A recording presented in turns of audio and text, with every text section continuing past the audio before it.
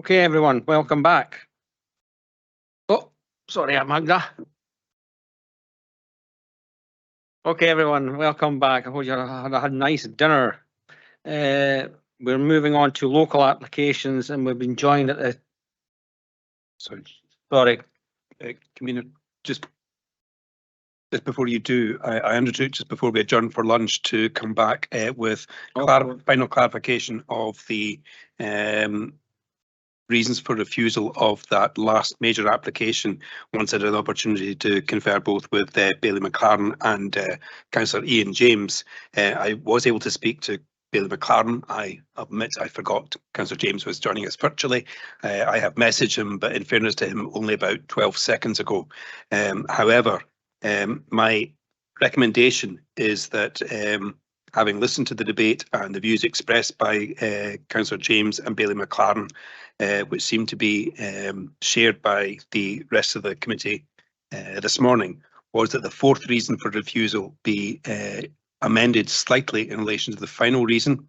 Currently, it states that the last sentence of reason 4 is that the development does not comply with policy 50 of the LDP2 2019.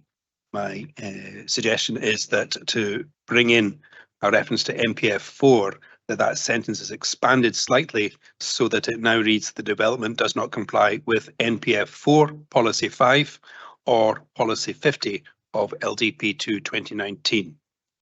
That is as much as I was recommending that it be changed. I'm aware that there was debate about the view the committee were forming that it was not in fact necessary for the farm to be located within 3 kilometres of the substation, as was evidenced by the Calais approval. But given that the fourth reason already refers to the location as a reason for refusal, I don't think it's necessary to be more specific. I would feel we would be able to defend the absence of need for it being within 3 kilometres based on the wording that we've now got. So my advice is that we just add in NPF 4 policy 5, and that should be sufficient. But it might be nice if Councillor Braun could confirm he's content with that. I'm happy with that, Mr. Falk. Yep, fine. Councillor James, I don't know if he's had a chance to read the message in those terms I sent just about a minute ago. Mr. Falk, yes, I have. Thanks very much, Jeff. More than happy with that, and like you say, happy to defend it with other means necessary. So thank you very much for your advice. Thank you. Thank you. Okay, thank you for that. So now we move on to local applications, and as I was way to say, we're joined at the top table by Mr. Paul Williamson, Team Leader Local Developments. And the first local application that we've got is the erection of 4 dwellings, land 70 metres east of St Mado's Church, St Mado's. To introduce the report is Mr. Williamson. Thank you, Convener. As you say, the first local item on the agenda today is for the erection of a small development of 4 dwelling houses on land to the east of St Mado's Church and its associated graveyard, and due northwest of a nearby residential development, Gowrie Way. This application has been referred to this committee in light of the receipt of 17 letters of objection to the proposals, for the reasons outlined in section 22 of the report. This submission follows a previous application which was withdrawn following advice from the council in respect of the proposals and necessary changes. The matters within the proposals as now tabled are considered to adequately address those concerns and meet the requirements of the development plan to a point where the application is recommended for approval subject to the settlement of developer obligations and the conditions listed in the report. I will now take members through a short presentation to detail the proposals further. Next slide, please.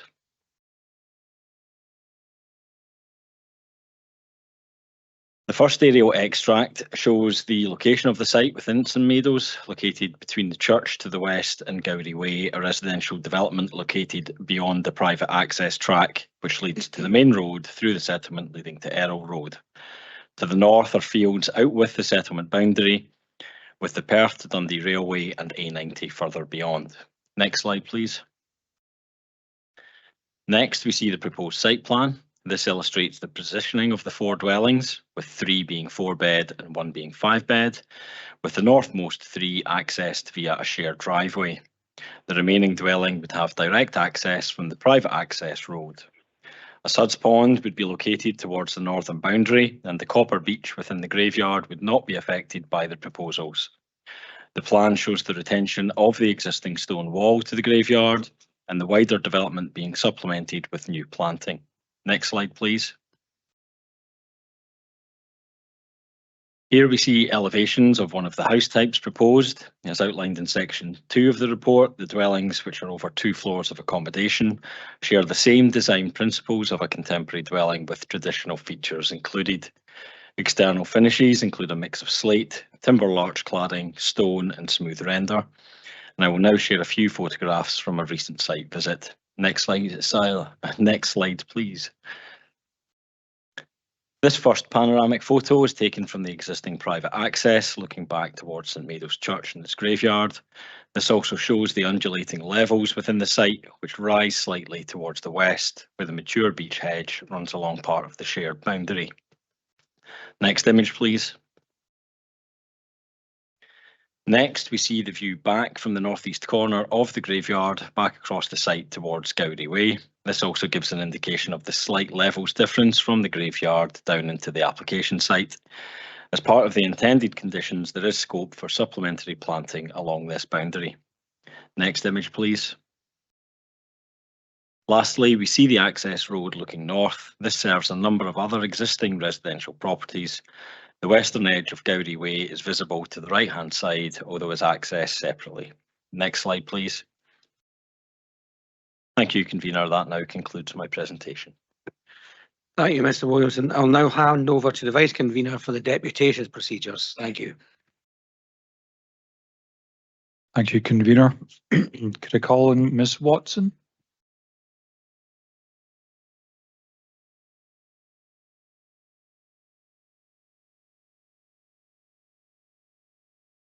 Ms. Watson doesn't appear to be here. Do we have Mr. Stephen on the phone line? And Mr. Stephen, could you press *6?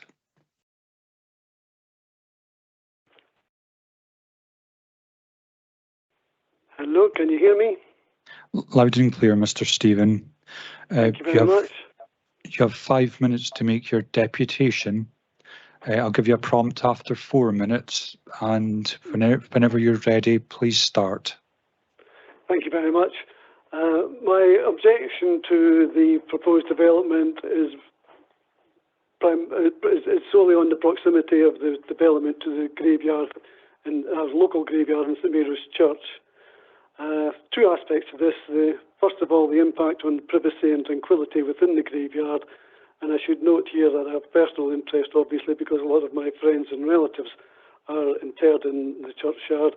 And on a personal note, my daughter's grave lies against the boundary of hedge fence, which you kind of saw in the photographs on the presentation previous to this. But that's all that separates the land from where the development is proposed. And this is of concern, of course, to myself and other members of the community who have relatives buried within the graveyard. And I did not see anything in the application which suggested measures to protect the position of the graveyard and the numerous headstones, which are only really about a metre away from the development land. And on a more general note on the application was just the pure lack of clarity within the various presentations that I saw of this actual size and proximity of the graveyard in relation to the development. There was one aerial photograph which actually referred to the land as scrubland, which I found a bit insensitive as well as misleading. So, in summary, really, I appreciate the committee cannot visit every site with planning applications, but I would have thought that the sensitivity of the proximity of a proposed development to the graveyard might have merited a visit by at least some of the committee. That's really it. Thank you. Thank you, Mr. Stephen. Are you willing to accept questions from members if they wish? Obviously, yes. If you give us a moment while people can populate the chat. Thank you.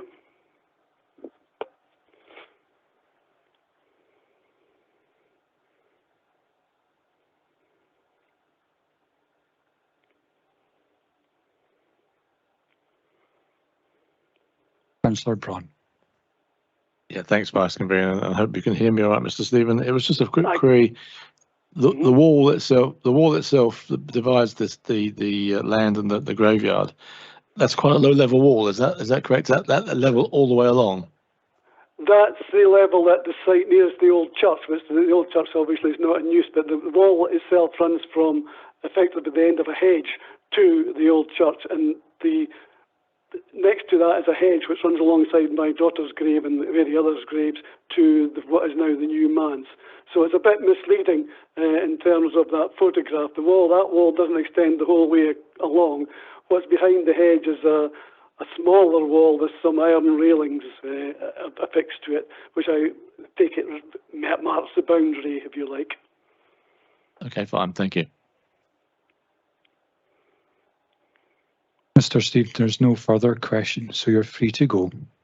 Thank you very much indeed. Thank you. Can I call on Miss Clark? Miss Clark, you have 5 minutes for your deputation, and I'll give you a prompt after 4 minutes to summarise in the last minute. So whenever you're ready. Hello, I'm Alison Clark, and I live down this lane that you've just seen in the picture, which has this new development shares the access.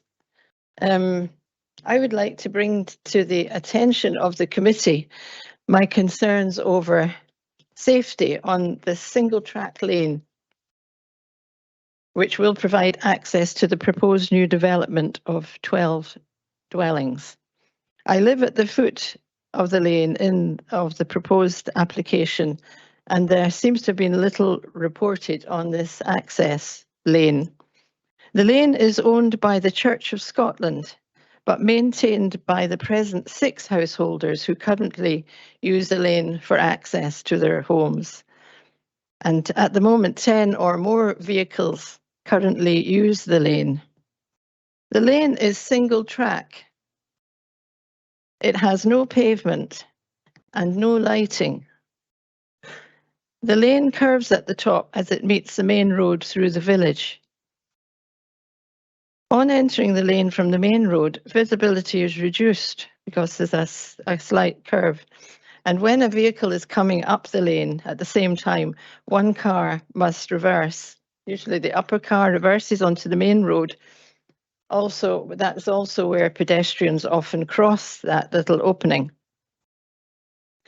The proposed new development has provision for an additional 10 vehicles, potentially doubling the number of vehicles using this single track lane.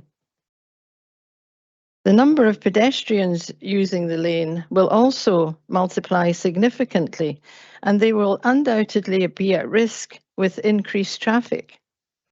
And in addition, refuse bins must be wheeled up and down this lane regularly. Construction traffic will damage this already fragile lane. So my main points are the increased number of vehicles using the single track lane, potentially doubling in number from the present 10 to perhaps 20 vehicles. There's no pedestrian provision, so there's definitely an increased risk of injury. And the poor visibility at the top of the lane will lead to accidents. So in conclusion, I would ask that serious consideration be given to the overall improvement of the access to this new development. And I would ask that final approval for this development will be withheld until these issues concerning access are resolved. Thank you.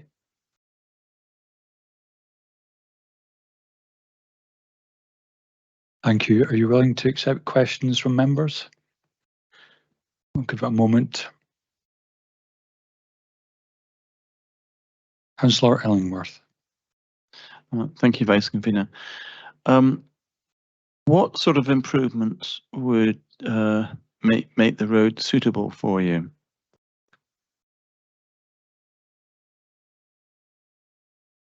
If the roads were able to be widened, there are verges on, it's just small verges, but it could be widened, and I think a small pavement would certainly improve. I think perhaps there is going to be a small passing place at the entrance to the first property. But I think, excuse me, either speed bumps or I was thinking even lights, so that we had up and down being a bit more safe access, being more safe for everybody. But certainly a walkway of some kind.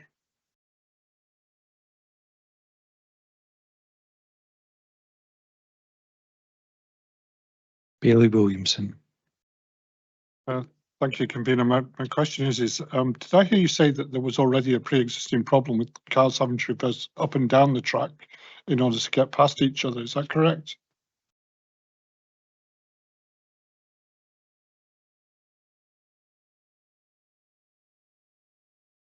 Sorry. Currently, we cannot pass. Two cars are not able to pass, so somebody has to reverse. Already at the moment, that is. Obviously, this is going to make it much more difficult.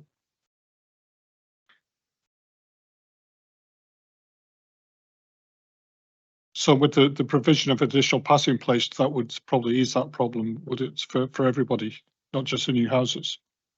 Additional parking place, where? Passing place. Yes, additional passing place would help the vehicle drivers. They still need to address the problem for pedestrians, I think.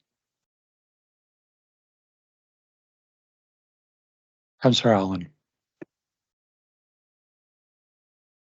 Ms. Clark, thanks for your deputation this morning. Even this afternoon even, you mentioned there that the Church of Scotland owned the road. There would be no provision for the council to do anything about that access then if it's owned by the Church of Scotland. We have not adopted it. However, that's not, can I just clarify, you mentioned in your deputation 12 dwellings. I think the application is for 4.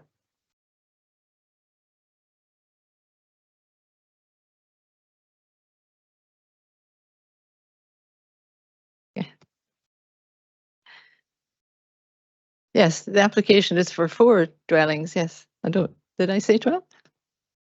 Beg your pardon, that's wrong. Yeah. Did I say 12 car parking? Was that what? Okay. No.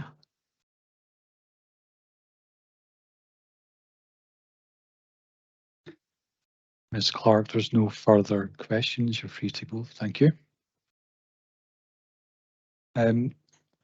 Mrs. Watson didn't appear while I was distracted at all. No. Okay, convener, there's no further deputations. I'll hand back to you. Thank you, Vice Convener. Can I ask, do members have any questions for the officers?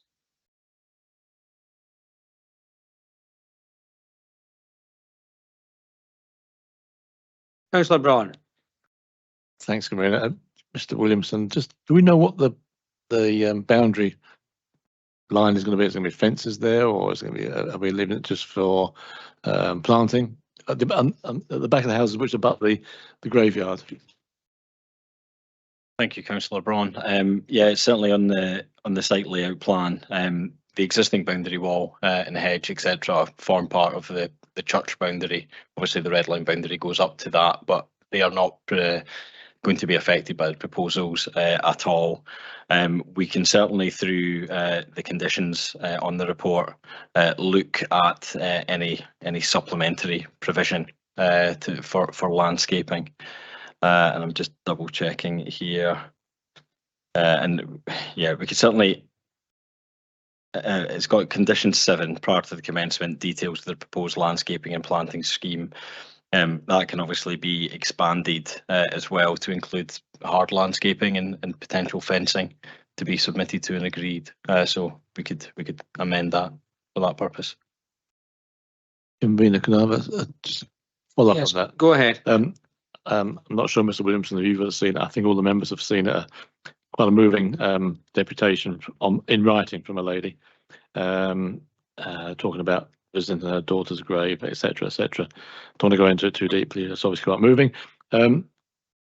She talks about being overheard. could there be some form of acoustic fencing conditioned in to give more privacy to people who are visiting the graves? I think in this instance, as we heard before, the grave is adjacent, or but also can there be something done to add to the privacy of people visiting there? Mr. Smith. I'll maybe defer to my colleague in environmental health, but my understanding is that acoustic fencing wouldn't have any particular impact on the level of noise that we're talking about. That is more designed to deal with high levels of noise and would perhaps be alongside, say, for example, the A9.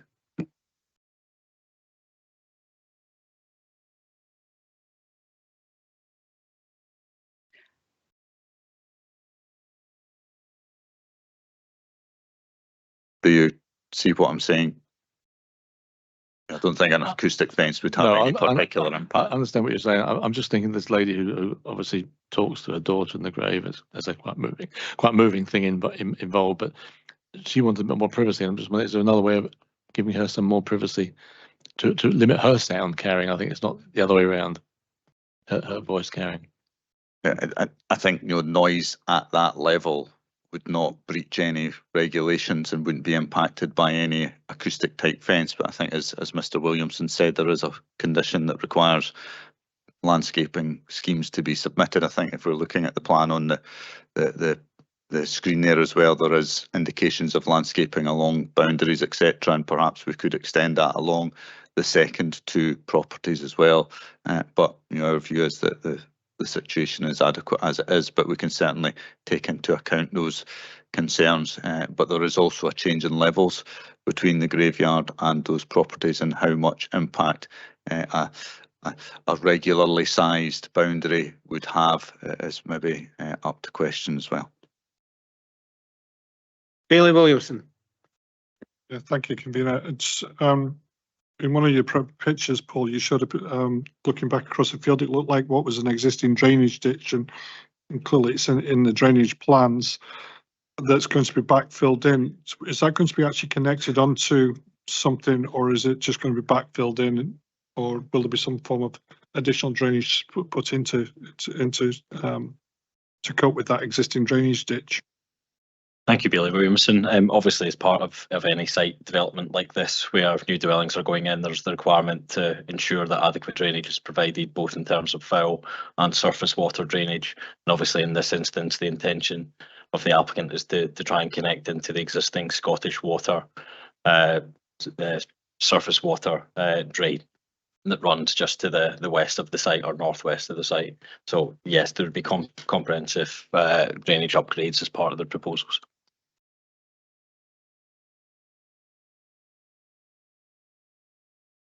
Councillor Cuthbert, you've got 3 questions. I'll let you ask your first one, and then I'll go on to Councillor Waters. Okay, thank you. The first one's fairly simple. Is it an enabling development, or is it just it's been sold and it's been developed by other developers? Just to be clear. I'm not sure I follow the enabling aspect. My understanding of enabling is, cross-referring to refurbishment of listed building, etc. This is just a mainstream residential proposal that's been tabled. Who it's carried out by is ultimately not of significance to ourselves. Yeah, I was just wanting to verify that there isn't some sort of financing coming back to the church, which is listed and presumably owned the field prior to selling it, whether there's any contract that pays back to it. Just it being an enabling development changes its status, that's all. Not in planning terms, and that would be a separate matter between the landowner or the prospective purchaser, but it's not enabling the development in planning terms. But obviously, whoever is selling the land from one party to another, I assume, would do it on the basis of a good business decision. Councillor Waters. Thank you, convener. Just going back a wee bit to Councillor Braun's question and Christian Smith's answer on the kind of privacy from the graveyard looking onto the houses, especially where the stone wall is, and the potential with boundary treatment, and given the difference in levels under, and without planting trees, which would probably create a structural issue with the wall, I would guess. Is there any other options in there to get some kind of mitigating feature potential. It would have in the church. I would suppose it would have to be practically to give us a bit more privacy, because basically, if anybody's visiting the churchyard, they're basically looking down into the gardens, given the wall's only 2.5 to 3 foot high at that point. I think, as Mr. Williamson said, we do have conditional control in relation to what the landscaping scheme would be, and we would consider that when the details came in. I'm sure the applicant is listening in as well, but our view is that the distances and type of uses that are in place, the arrangements are acceptable, but we'll take the point on board when we're looking at any submitted information in relation to landscaping. Councillor Cuthbert. Thank you, Convener. Yeah, it's to do with the amenity of the churchyard. I note in paragraph 46 on page 104, it's really arguing that the graveyard and the church is surrounded by housing already. I just really wanted to be reassured, if you like, from my looking at the site. I've been to visit the site and looked at the plans from above. These other properties seem to sit predominantly on the other side of a road, so there is a bit of distance and gap and so on. I think there's one that's just adjacent to the churchyard, but these 4 houses were literally back right up onto the churchyard, so it's a different type of thing. So I'm just wondering, it says in the notes, I think it's a material consideration that it's surrounded by housing, but I'm not sure it's the same sort of housing, if you see what I mean. So I'm just trying to suss out just exactly what that means.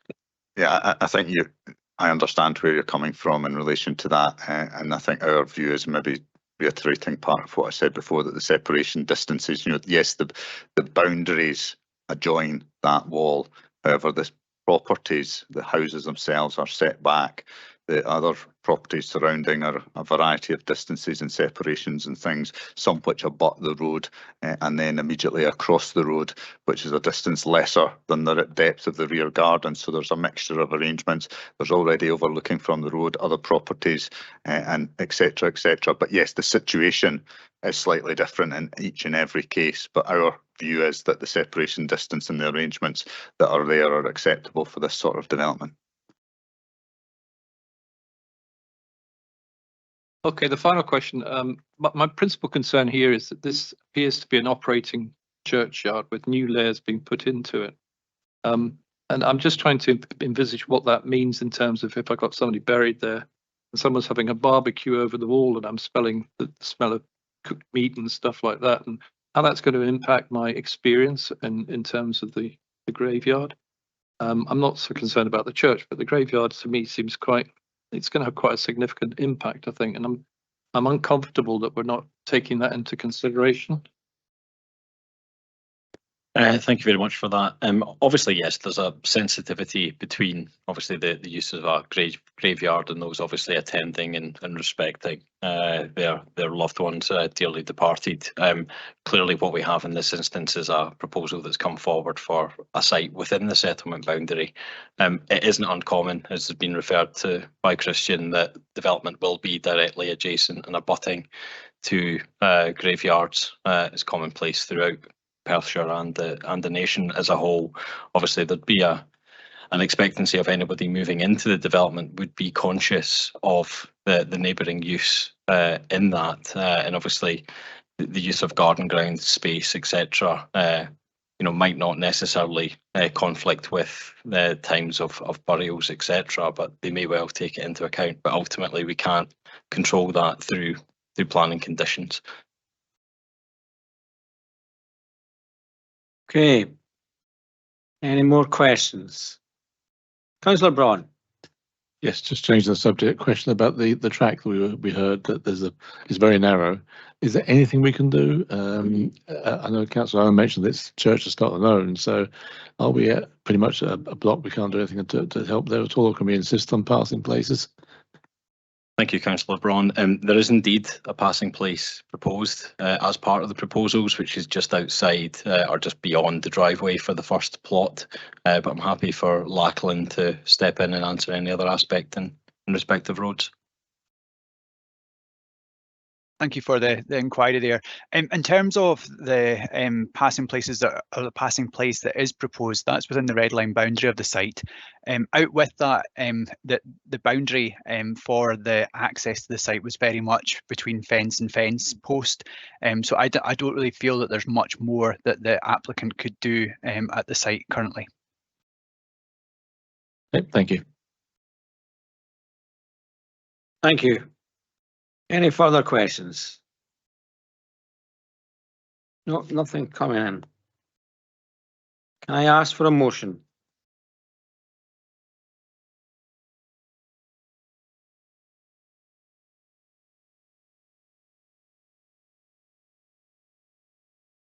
Councillor Cuthbert.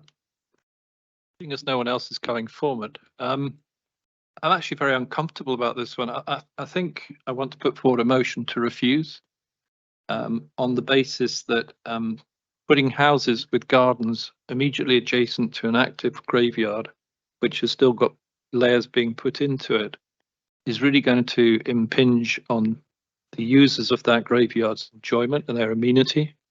You can't tell people not to have a party in the back garden. You can't tell them not to have barbecues. If there's a funeral going on and someone's been buried, the things coincide. I do hear what's being said about other developments next to churchyards, but I think it's different where it's an older churchyard and you're not having new people being buried, if you like. And I just feel that I've got to, I feel I'm bound to actually put forward the motion to refuse on the basis of, I presume it's policy 1A and 1B, which will be the placemaking.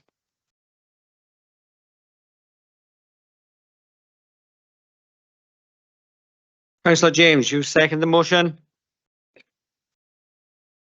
Yeah, I can't actually disagree with anything that Councillor Cuthbert has said there, convener, and for all the same reasons.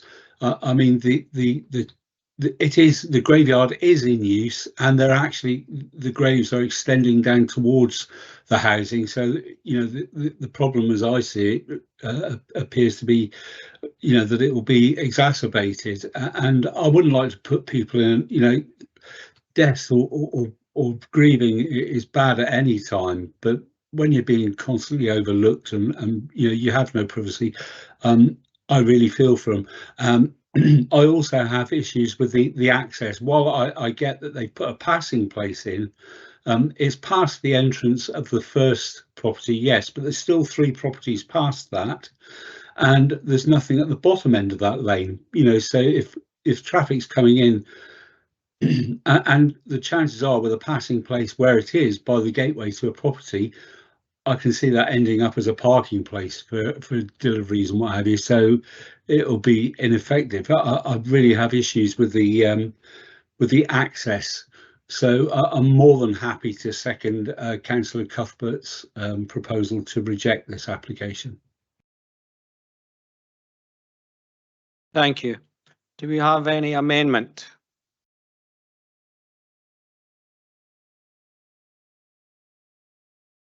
I will put, Bailey Williamson. Yeah, I would like to move that we amend the paper so that we approve the application. You want to approve the application as is? Right. Do we have a seconder for that? I'll second that. Do you have any further amendments? No further amendment. Okay then. Councillor Illingworth's put up for an amendment, convener. That was, thank you, Councillor Harvey. That was for, I just got in, well, Councillor Williamson just got in before. My apologies, okay. my apologies, my apologies. Thank you.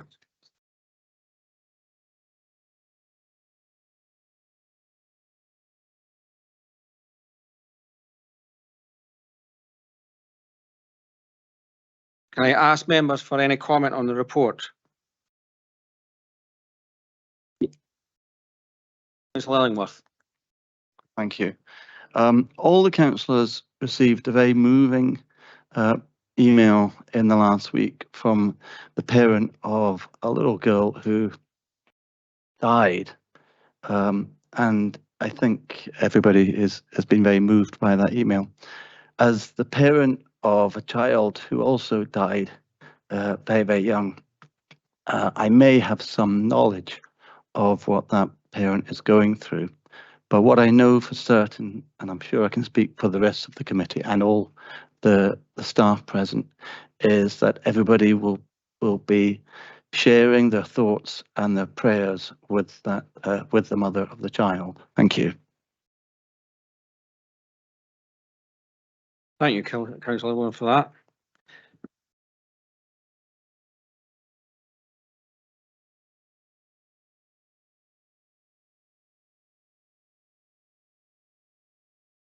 Councillor Cuthbert, do you wish to sum up the motion? Sorry, Convener, sorry, apologies, Councillor Cuthbert, just before he starts. As expected, Councillor Cuthbert made reference to background policies 1A and 1B as the policy context for his motion to refuse. I am aware that there's a number of subparagraphs in policy 1B, many of which do not apply. On a quick look, it seemed to me that perhaps of them all, it was really policy 1BA that he might have in mind, and it might be helpful if he could confirm that. In so saying, I'm noting that policy 1BA refers to the proposal needing to create a sense of identity by developing a coherent structure of street and spaces. And I was guessing it was a reference perhaps to spaces, because it wasn't evident what else amongst policy 1B actually would be applicable to the circumstances.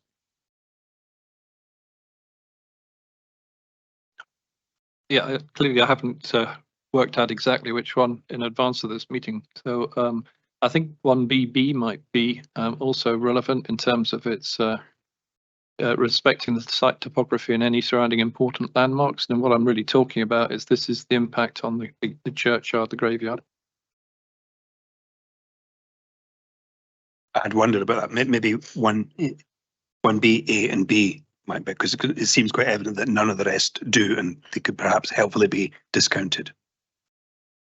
And you may want to check with the other mover to find out what they mean, which policy they're applying in terms of the access, the road access. Was that Councillor James? Well, that creates some extra uncertainty there. Yeah. I wasn't sure that the access was actually being advanced as a reason for refusal. It hasn't attracted an objection from transport planning. A passing place is to be provided, and the advice was it's not reasonable possible to ask for further enhancements to the access, which is in the ownership of Church of Scotland. So I would see difficulties actually in founding further on that as a reason for refusal, and I hadn't understood that to be Councillor James's position. Perhaps we can ask Councillor James for his view on this. I'm quite happy just to go with the refusal on the basis of policies 1B, A and B, but if you can check with him as well. Councillor James, can you come back in? Yeah, I was just about to do that, Convener.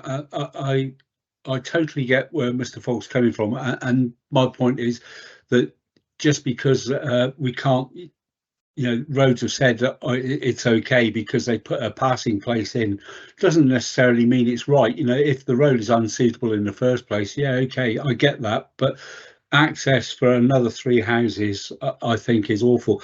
However, if that's difficult to defend a decision, quite happy to go with policies 1A and 1BA, 1BB, as Councillor Cuthbert has already said. Thank you. Councillor Cuthbert, do you want to sum up your motion? I think we should move to the vote. Councillor Waters wants a break.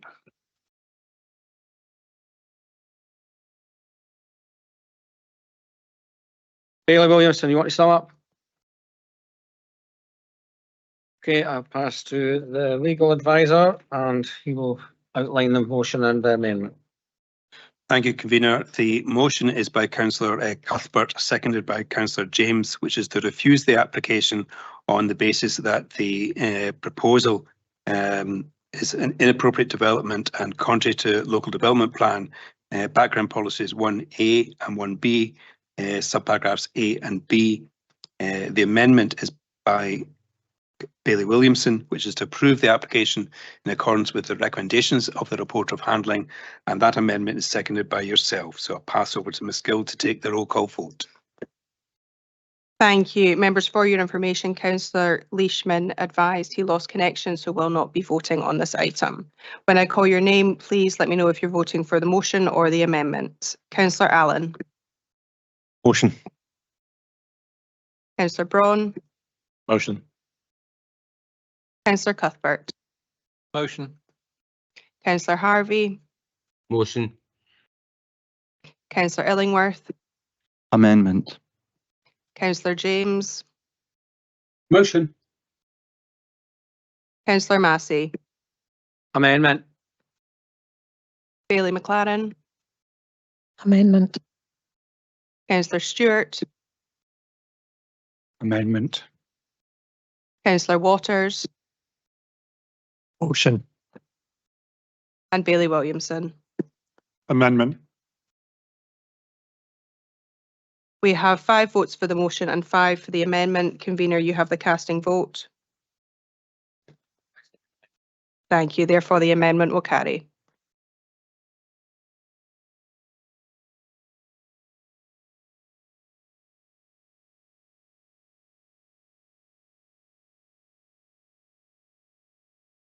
Six. Apologies, it is Yeah. 6-5. 6-5. Convener, your casting vote wasn't relevant and therefore the motion will carry.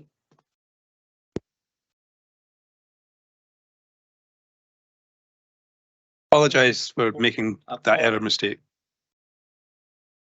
Okay, thank you for that. So therefore, permission is refused. Thank you.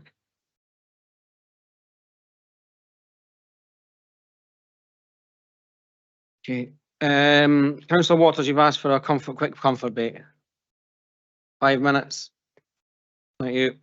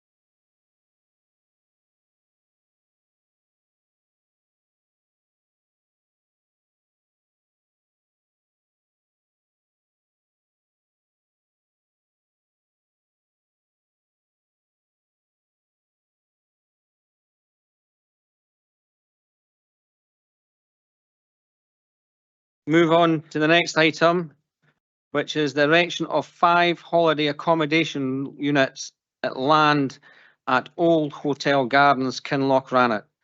And to introduce a report is Mr. Williamson. Thank you again, convener. The next item is for the erection of a small development comprising 5 holiday accommodation units on land within the settlement boundary of Kinlochrannoch, as shown on screen. Hopefully, next slide, please.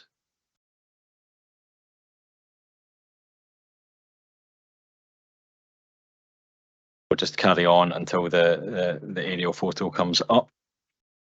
The site itself forms part of the Old Hotel Gardens and is located off the B846 and adjacent to the bridge over the River Tummel, which lies due south of the site. The application has been referred to this committee in light of the receipt of 47 letters of objection to the proposals, with 22 in support and for the reasons outlined in section 28 of the report.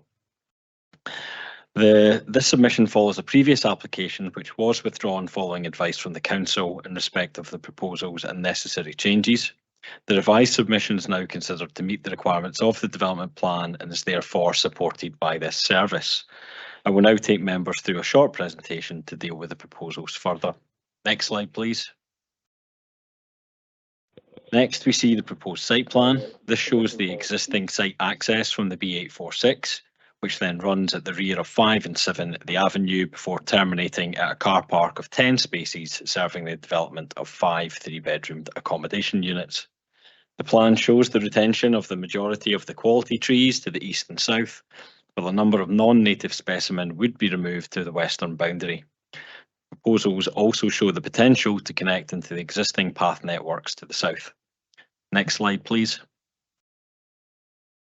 Here we see a section across the site from the north on the left-hand side and the neighbouring properties on the avenue across the River Tummel, with the existing bridge and mature trees also illustrated. Next slide, please. Now we see the elevations and floor plans of one of the accommodation units. As outlined in sections 36 and 37 of the report, the dwellings are of 2 styles which are over 2 floors of accommodation and share the same design principles. External finishes include a mix of burnt umber timber to the walls and a profiled sheet roof. Windows and doors would be a high quality timber composite. I will now share a few photographs from a recent site visit. Next slide, please.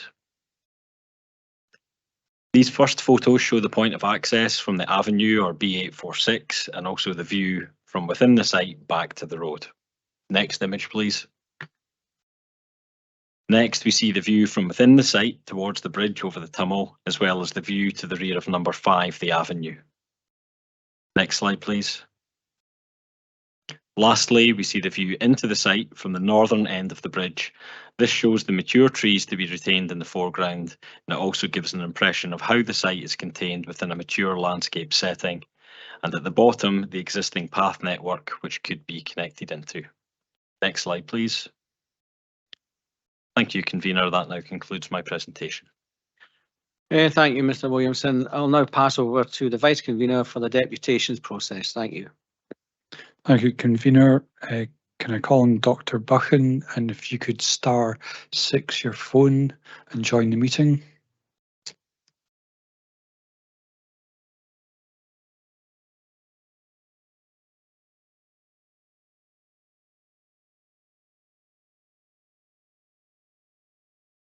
Dr. Buchan, if you could *6 the phone.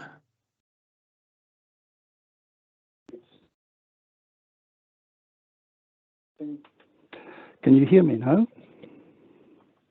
Thank you, Hello? loud and clear. I'm just turning off the volume of the computer. Can I make a request just before I start that my better half, my wife, put in the wrong reference number with regard to making a deputation. Can she continue to make a deputation for this proposal? We have her on the deputation list, Dr. Buchan. Oh, you have? Oh, that's good, because I phoned in about that earlier. Okay. Right, thank you. I will be very brief, and my main objection is the... Sorry, Dr. Buchan, I'm just going to inform you that you've got 5 minutes, and I'll give you a prompt after 4. Okay, Sorry, that's fine. if Thank you'd like you. to proceed. Thank you. My main objection that I want to raise is the question of whether there is a need or a benefit to having self-catering chalets at all. The local glamping setup, we have never ever seen that fully used, even in the summer holidays, and it's frequently more or less empty. There has been a reduction in demand generally throughout Scotland for self-catering accommodation, and I feel that it is an unnecessary addition to the sort of community. The other thing that has been put forward is that somehow that this will improve employment opportunities. The contrary is the problem at the moment, in that we have never this summer been able, during the summer, to eat at the Loch Rannoch Hotel simply because they don't have staff there and they were only having to deal with the residents. And the same applies to the Dunalister Hotel just opposite. So in fact, there is difficulty recruiting people to be employed locally. The other thing is that if chalets are put in place, this will increase the demand for people to service them, to clean them, for linen, and for somebody to be on call to deal with the problems that arise. And I think that the main need in Rannoch is for residential housing, affordable residential housing. And it has been a shame that this hasn't proceeded on the existing site. There has always been an expectation for 3 additional houses on the site. If the chalets get permission to go ahead, that means that there will be no chance whatsoever of having any sort of residential affordable housing at all in the site. The other objection that we have is that this is going to be, if it goes ahead, a mixed site, and there's going to be significant problems with regard to that. And at this point, if it's okay with yourself, I'd like to pass over the phone to Gwyn. Is that okay? Thank you. I'll stop the clock for you and I'll start it for your wife. And we can answer questions afterwards. Here we are. Hello, and thank you. I don't intend to reiterate the many objections already listed, but as co-owner of one of the existing properties, and I can see an argument for allowing some sort of development, as my husband just said, but given that the landowner so far has failed to implement the previously approved plans for residential housing, but I do strongly object to the enforced inclusion of R2 residential properties into a small holiday park. That inclusion is confirmed in the plan description by 1 R2 houses having been let as holiday accommodation, and to the best of my knowledge, in the 25 years we have been visiting Rannoch, neither house has ever been let as a holiday accommodation. And number 5 particularly has been fully occupied on a full-time residential basis for well over 10 years, probably 15. Secondly, our houses are described as forming part of the screening of the holiday park from the village and everyone else. Well, I can only describe that as blank cheek. I note that requirements to protect residents in the area away from light and noise pollution, particularly during construction, are imposed, but that does not appear to include our 2 houses. I also note that requirements such as surrounding space is different for residential and holiday accommodation, and that would have a serious impact on our 2 residential properties. Now, the sketch plan provided appears to give a false impression of space. It will be very crowded. Parking is already tight. And I've visited many holiday parks of various sorts, but I have never seen pre-existing residential properties within the boundary unless it is used by the landowner or for management or staff purposes.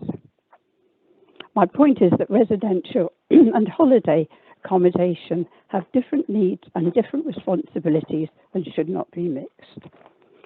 Now, lastly, the access track is shared. We co-own it. Changes to this were not in the plans. We've had no opportunity to comment. Change of use or any physical alterations to it have not been discussed with us. The expected use of the track for additional 5 holiday properties is very different to that expected by 5 total residential properties. So I think there should be some very practical alterations before this could be passed. Thank you. Thank you, Ms. Buchanan. You're saying that you would accept questions from members. If you give us a moment to populate the chat.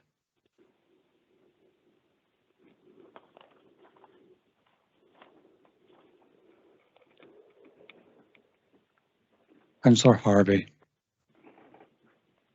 Hi, thank you very much, Vice Convener. Thank you, Mr. and Miss Buchan, for your presentation. One quick question, just to clarify, your house is within, is it the 2 houses or one of the 2 houses marked within the kind of development? Yes? Yes. It's shown in the photographs. We were the first to, ours was the first to be built. It is number 7. It's adjacent to the track. Okay, you're right. You're number 7 then. Yeah. Right. Okay. Thanks very much. Councillor Cuthbert. Thank you, Vice Convener. Yeah, I'm just slightly confused. Did you say you own both those cottages, or is it just the one? No, just number 7. Okay, thank you. No, the number 5 is owned by its residents.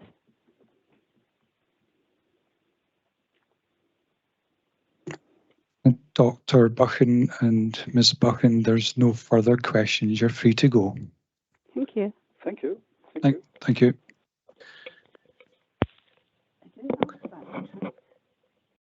I ask Mr. Main to join the meeting and press *6.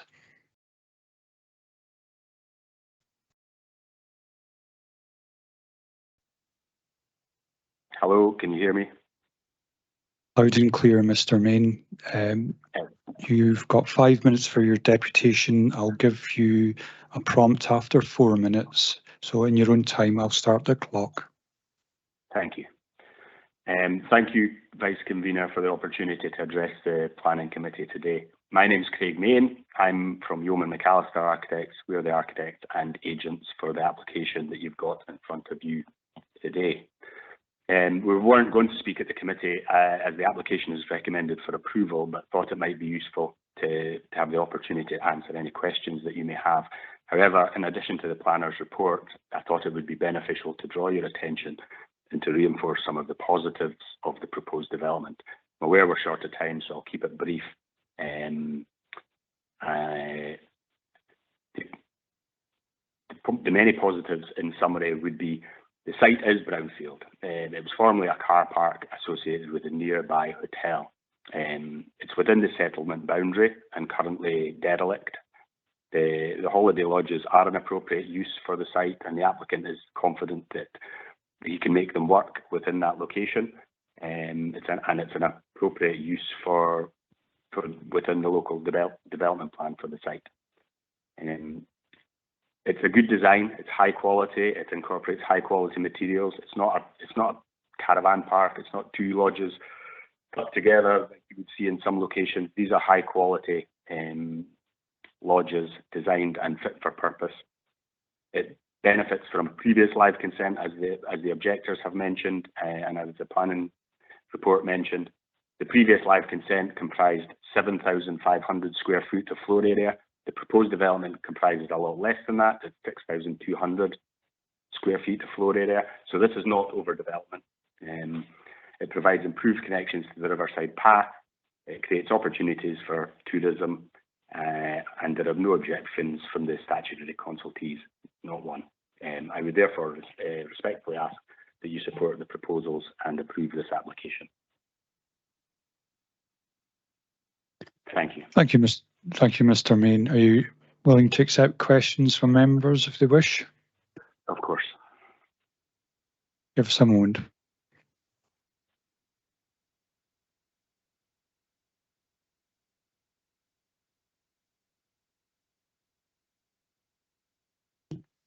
Councillor Braun. Thank you, Vice Convener, and thank you, Mr. Main, for your summary. Just a quick question. Looking at the original plan, which we haven't got up at the moment, the cars don't park actually by the lodges. They're in a communal car park as they go into the entrance. Is there going to be any facilities for electric charging points to be put in for those cars? And it's not something that has been raised to date, but I'm sure if that was a condition that the planning authority wanted to impose on the development, then the applicant would be happy to consider that. Thank you. Councillor Harvey.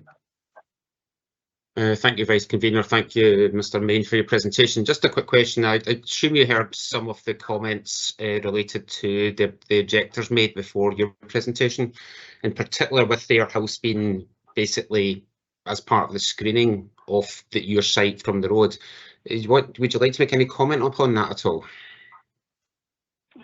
Sure. I'm not sure where the comment on screening came from. I think basically a lot of the lodges will be hidden from view because of the existing trees and because of the existing housing. If they've taken that to mean screening or whatever, I can't really comment on their interpretation. However, it will be hidden from view. It was mostly the point. Also, with regards to their comments on access, the applicant has the right to use the lane for any use. Just a supplemental question then, if you don't mind. So the lane is a shared access then, rather than belonging to one or all of the parties, or whatever. Sorry. Exactly. And I think all parties have the right to use the lane for any particular use. Not that it's a planning consideration. I think that's more of a legal issue, but all of the joint owners have the ability to use that lane for any use that's deemed appropriate. Okay, thanks very much. Councillor James. Thanks, Vice Convener. Mr. Main, thanks for the presentation. My question is, this site was originally to include all residential. I just wondered why the change to holiday accommodation.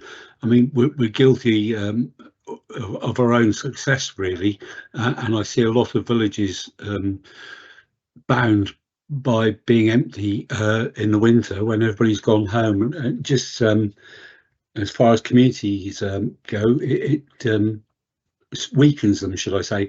So why holiday rather than residential, please? I think that there's been a few applications for the site, and the previous application for the 3 houses, as far as I believe, there was no interest in taking that forward, whether that was a financial decision or a viability issue or whatever. They decided not to proceed with the 3 houses, and this is the proposal that's in front of you today. Bailey Williamson.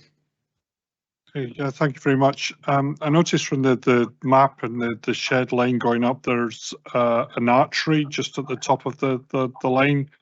And one of the concerns that was raised within the objections was about the safety of people travelling up and down that lane. Are you planning on putting some additional fencing on the edge of that lane to try and stop arrows flying through the fence or whatever into cars, or are you going to try and work with the archery operator?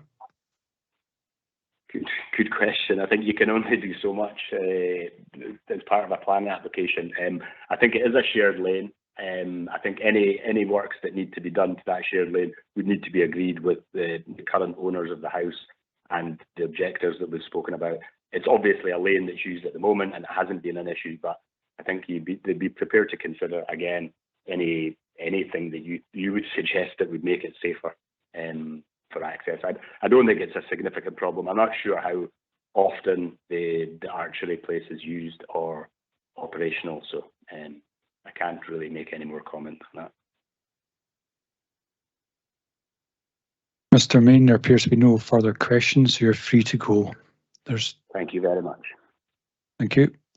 Convener, there's no further deputation, so I'll hand back to you. Yeah, thank you, Vice Convener. Can I ask members if they have any questions for officers?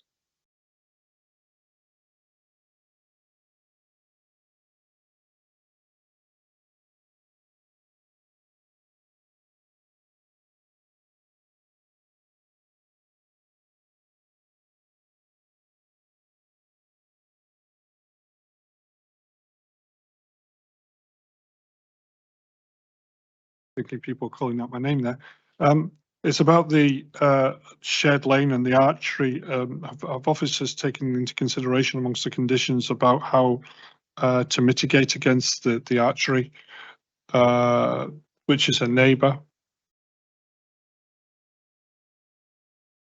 It was just to highlight that from the perspective of the operation and the adjoining land, is the health and safety obligations of that operator to take their obligations into account, not for the applicant in this instance.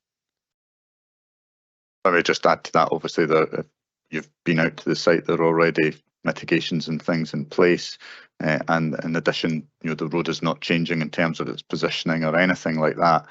So our view is that that matter would be dealt with through the health and safety obligations of the operator. Councillor Cuthbert. Okay, my question's been asked. Councillor Braun. Thanks, convener. Just following on from the question I put to Mr. Main, could we condition for electric charging points to be put in? Bear in mind, there's no parking adjacent to a lodge. It'll be communal parking. That was number one. If I could just add onto the back of that, there's no condition about outside amplified music. Could that be put in as well to the community and neighbours? Taking the first part of your question, I think, again, my understanding is that building regulations will require going forward that an electric vehicle charging point up to 7 kilowatts will be included for every residential property, and where it's non-residential, it'd be one charging place per 10 car parking spaces. So that would be covered through building regulations in any case. Under the planning policies and supplementary guidance that we have, there's no requirement for that, so it'd be perhaps difficult to go beyond the building regulations and ask for charging spaces. But if the applicant wishes to provide them, we would welcome that and encourage it. The second part of your question, can you remind me, please? It was, we often see a condition of no amplified music outside the building. Bear in mind, resident amenity, could that be a condition put in for that? I think what we'd have to consider there is whether or not that was a likely scenario to happen beyond what would be expected in terms of a residential use. In effect, what these are holiday lodges where people are going on holiday. Whether they would, as a matter of course, be undertaking amplification of music externally is maybe questionable. I don't feel that that's a necessary condition, but that's for the committee to decide whether they wish to put that condition on. It's then how that condition could be worded such that it would meet the 6 tests associated to conditions, particularly whether it served a planning purpose and was absolutely necessary. Thank you. I was just going to supplement what Christian said there. One of the further tests of the conditions circular is it's capable of enforcement. I think you have to be realistic about the practicality of the enforcement team, because it would be very hard. Billy Williamson. Yeah, thank you. Looking at the site plan, I noticed that the hard standing for the bins is just above plot 5, and it's right on the edge of the junction of the bridge and the main road through Kinloch Rannoch. And I just question whether that is actually a suitable place to put the hard standing, given that most people, when they come over that bridge, are probably looking right and then turning left. And you potentially, you've probably got a bin lorry sat in the corner of that road there. It doesn't. I'm just wondering if officers could provide some reassurance about that. I think this would be one I'd maybe look for some input from Lachlan on from the road's perspective and visibility. In terms of bin presentation, I felt that a hard standing area would be required. Initially, the bins were going to be presented on the footway, and I felt that that would be blocked if presented anywhere along there. With respect to the bin lorry being on the street, I mean, when you're approaching a junction, I appreciate you're saying that you're going to be looking to the right, but you should also be looking to the left prior to pulling out of any junction. So you should see the bin lorry. I mean, it's quite a big vehicle on the road, and there will be operatives with flashing beacons. So anyone who is coming over the bridge should see the lorry.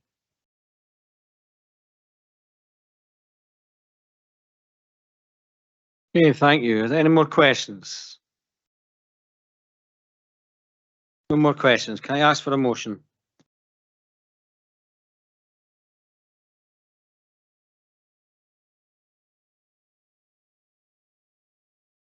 Councillor Braun. Apologies, Convener. My typing's getting worse today as we go on. Just to move the paper as is. Thank you. Councillor James, I see you're putting a motion or amendments. Is an amendment? Okay, Councillor James. Oh, you're not a seconder for Councillor Cuthbert. You're seconding. I'm happy to second the motion put forward by Bob Braun. Councillor James, you're putting an amendment. Yes, I have, Convener. I'm just struggling with this a little bit. This is outside my ward. My ward is Strathtay, and I just think particularly of communities like Dunkeld, where residential accommodation is far outweighed by holiday accommodation, and communities struggle. This originally was an area planned for residential, and I don't think holiday I'd like, I don't have a problem with housing there. I just think I just think it should be residential rather than holiday, and also the fact that if this is holiday accommodation, the fact that Kinloch Rannoch, we all know what it's like. It's in the middle of nowhere, and a lot of people these days are using electrical vehicles. And if there's only one charging place, and potentially, I don't know, 3 houses, 2 cars maybe per house, 6 cars using one charger, how are they supposed to get anywhere without charging from Kinloch Rannoch? So I don't think it conforms with policy 1A and B again, and I would go for refusal. Thank you. Do we have a seconder for Councillor James' amendment? Councillor Williamson.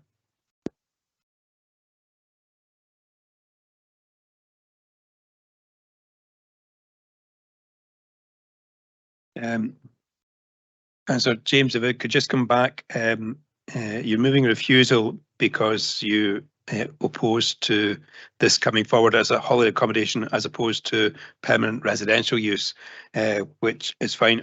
You went on to say, though, that you're dissatisfied with there being just one charger for the these accommodation units, the 5 units.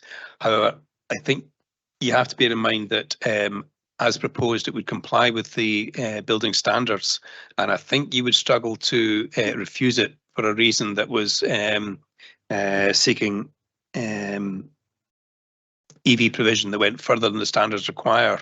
I think that would be seen as unreasonable for the planning authority when the government has seen fit to say 1 per 10. So that aspect of it, I think, wouldn't be viewed as reasonable, I'm afraid, unless you could say why. I totally get that. I totally get that, Jeff. But just because somebody says it isn't, doesn't mean to say that's right. The fact of the matter, we know what Kinloch Rannoch is like. It's a hell of a place to get to. It's difficult to get to. Beautiful when you get there. But if you get there in an electrical vehicle that you can't charge, how do you get back out again? And I just think we're asking for trouble. I'm here desperately looking for on the LDP too, and I'm looking at policy 60, perhaps D. Yeah, I think it's not a case of one person saying it and another one. It's actually the Scottish Government who've said. However, I do accept what you say that Kinloch Rannoch is particularly remote, and perhaps if you wanted to say that in view of the remoteness of this locality, reliance on the building standards alone was insufficient, that would be how one would seek to justify it. But I'm maybe just cautioning you that there are some limitations with such an argument.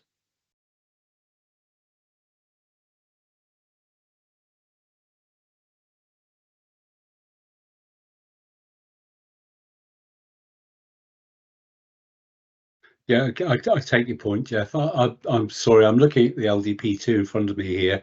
And like I said, the only thing I can see is policy 60B, subpart D. And this site, if I'm not wrong, is including car parking as well.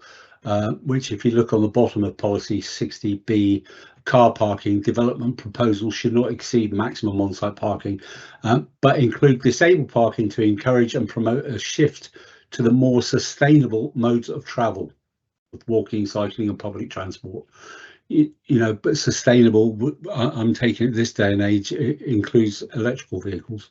Like you say, I take it that's what the Scottish Government said, so it must be right.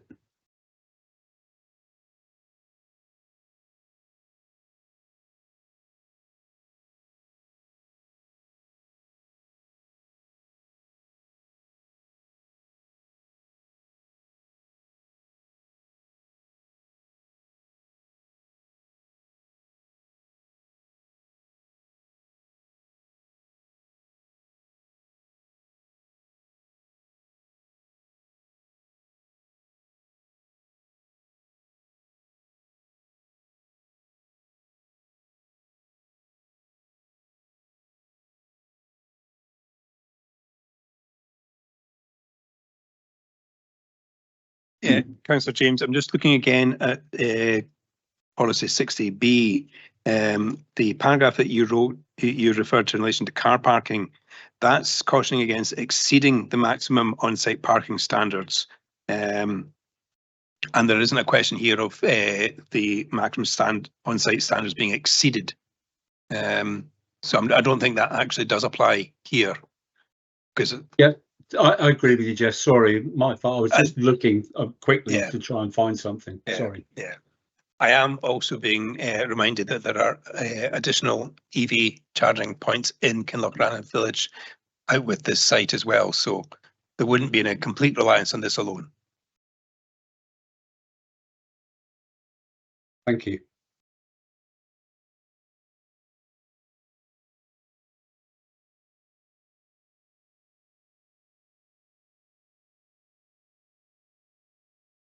Do the committee have any comments on the report?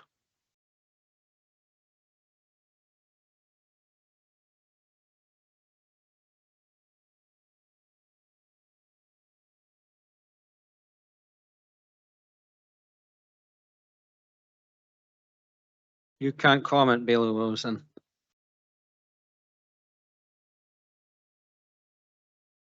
Coming up, Councillor Braun, do you want to sum up your motion?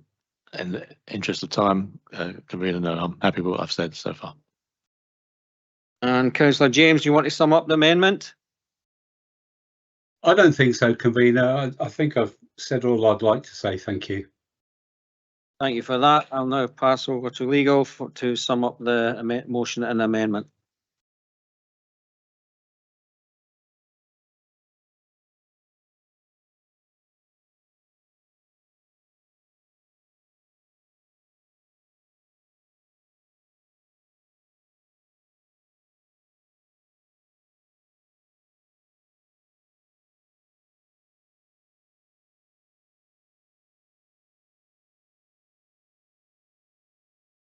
Convener, the motion is by Councillor Braun, which is to approve the application in accordance with the recommendations in the report of handling, and that motion is seconded by Councillor Cuthbert. The amendment is by Councillor James, and I have it noted that the application be refused because of the unsatisfactory change of use to holiday accommodation only, as opposed to permanent residential use. But if Councillor James wants to come in and augment that, I'd be obliged to him.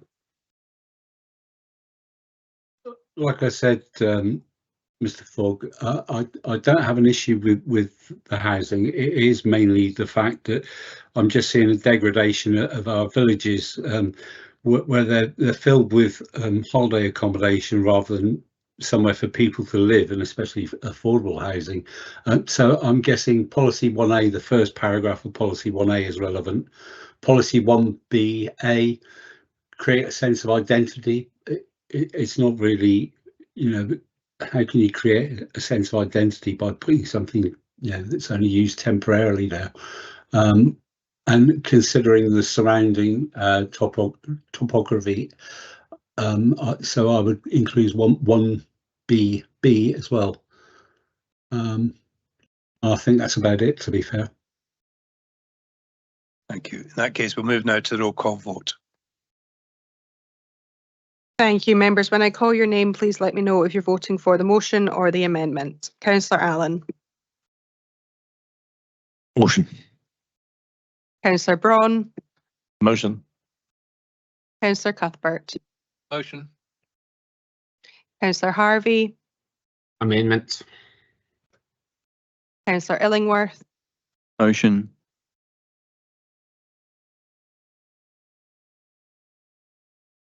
Councillor James. Amendment. Councillor Leishman. Amendment. Councillor Massey. Motion. Bailey McLaren. Amendment. Councillor Stewart. Motion. Councillor Waters. Motion. Bailey Williamson. Amendment.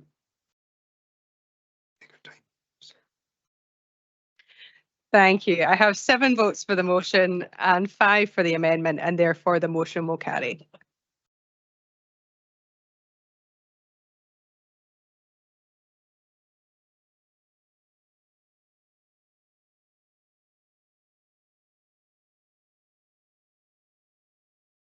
Thank you for that. That means permission is granted in line with the conditions contained in the report of handling.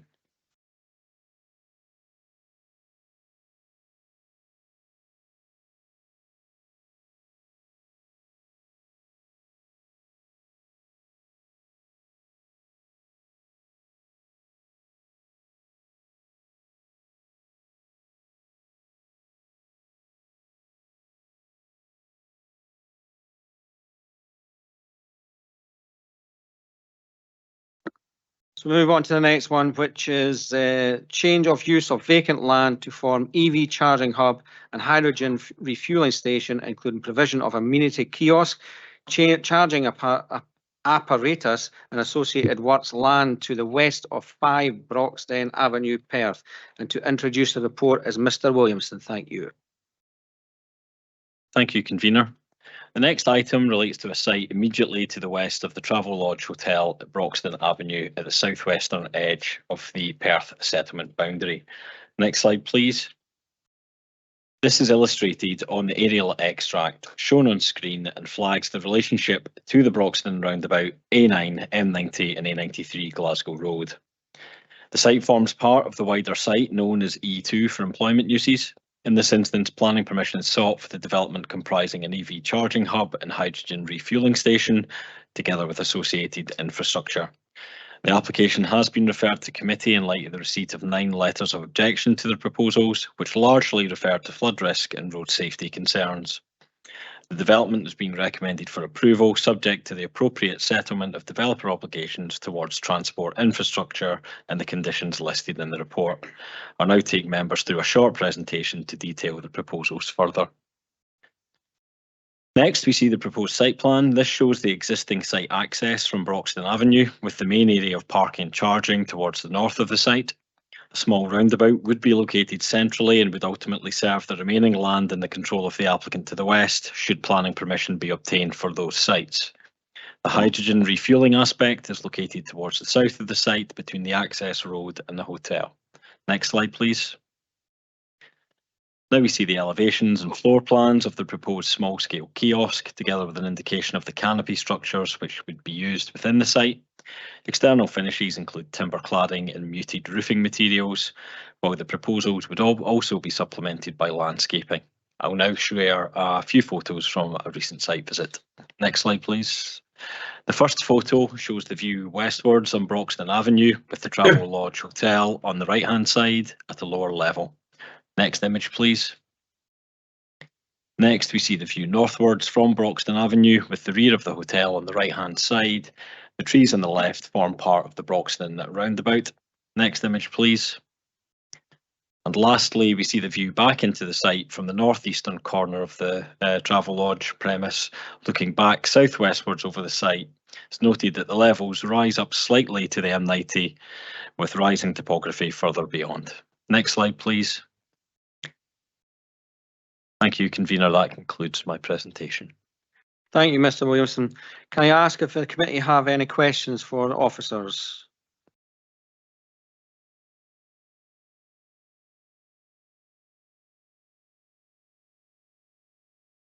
Councillor Waters. Thank you, convener. Just as a wee bit of background in here, I noticed that there's other plots mentioned surrounding there. Have any of them been taken up, or are these council plots, or has an external developer created the plots? Or To say that they are privately owned, but I'll hand over to Sean Panton, whose team is dealing with live applications on that.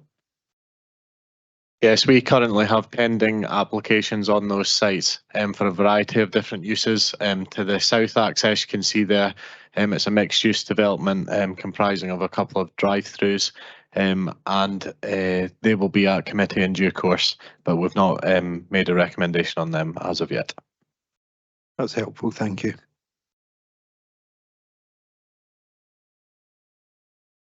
Councillor Williamson. Well, thank you, convener. It's my question is about Transport Scotland's submission, observation 18, around about the increase of traffic arriving on the Broxton roundabout.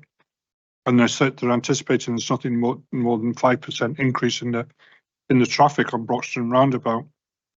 But what is the capacity of that? How close to capacity? Have officers got any sight on that at all?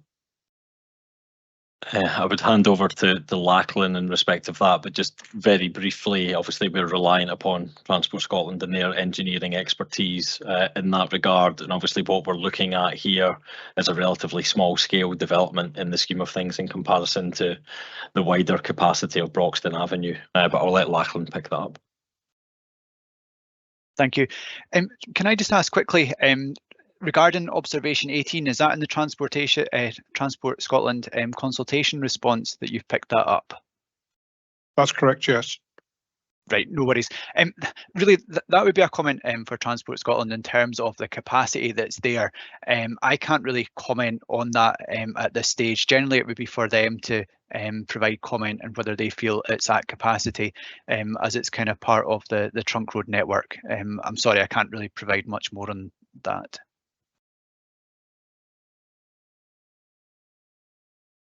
Thank you. Any further questions?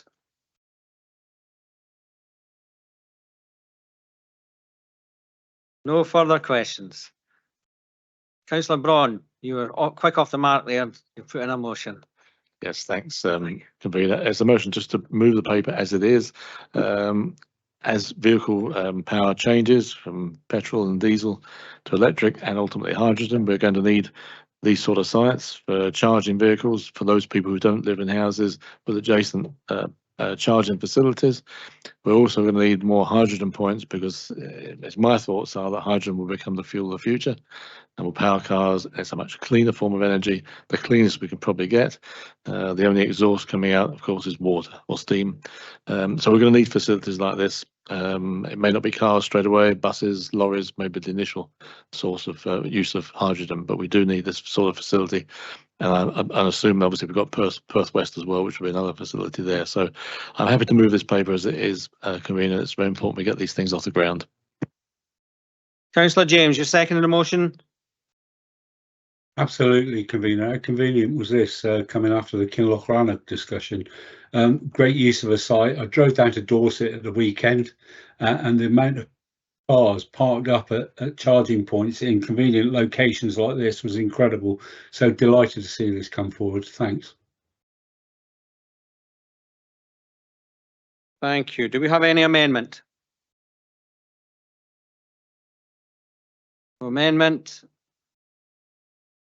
Councillor Waters, do you have a comment? Thank you, convener. Just to echo what Councillor Braun said, I think, and Councillor James, it's excellent to see these type of projects coming forward and absolutely imperative.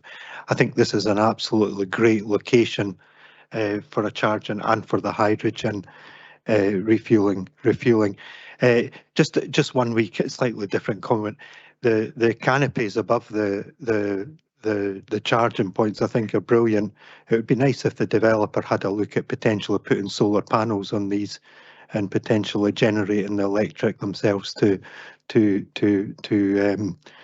fuel the cars with electric, and that would be a kind of plus situation, I would think. And it would be nice if you could possibly look at the feasibility of doing that. Thank you. Thank you. Do you have any more comments? No more comments. No amendments. So permission is granted in line with the recommendations contained in the report of handling. Thank you. We'll now take a 5-minute comfort break. Thank you.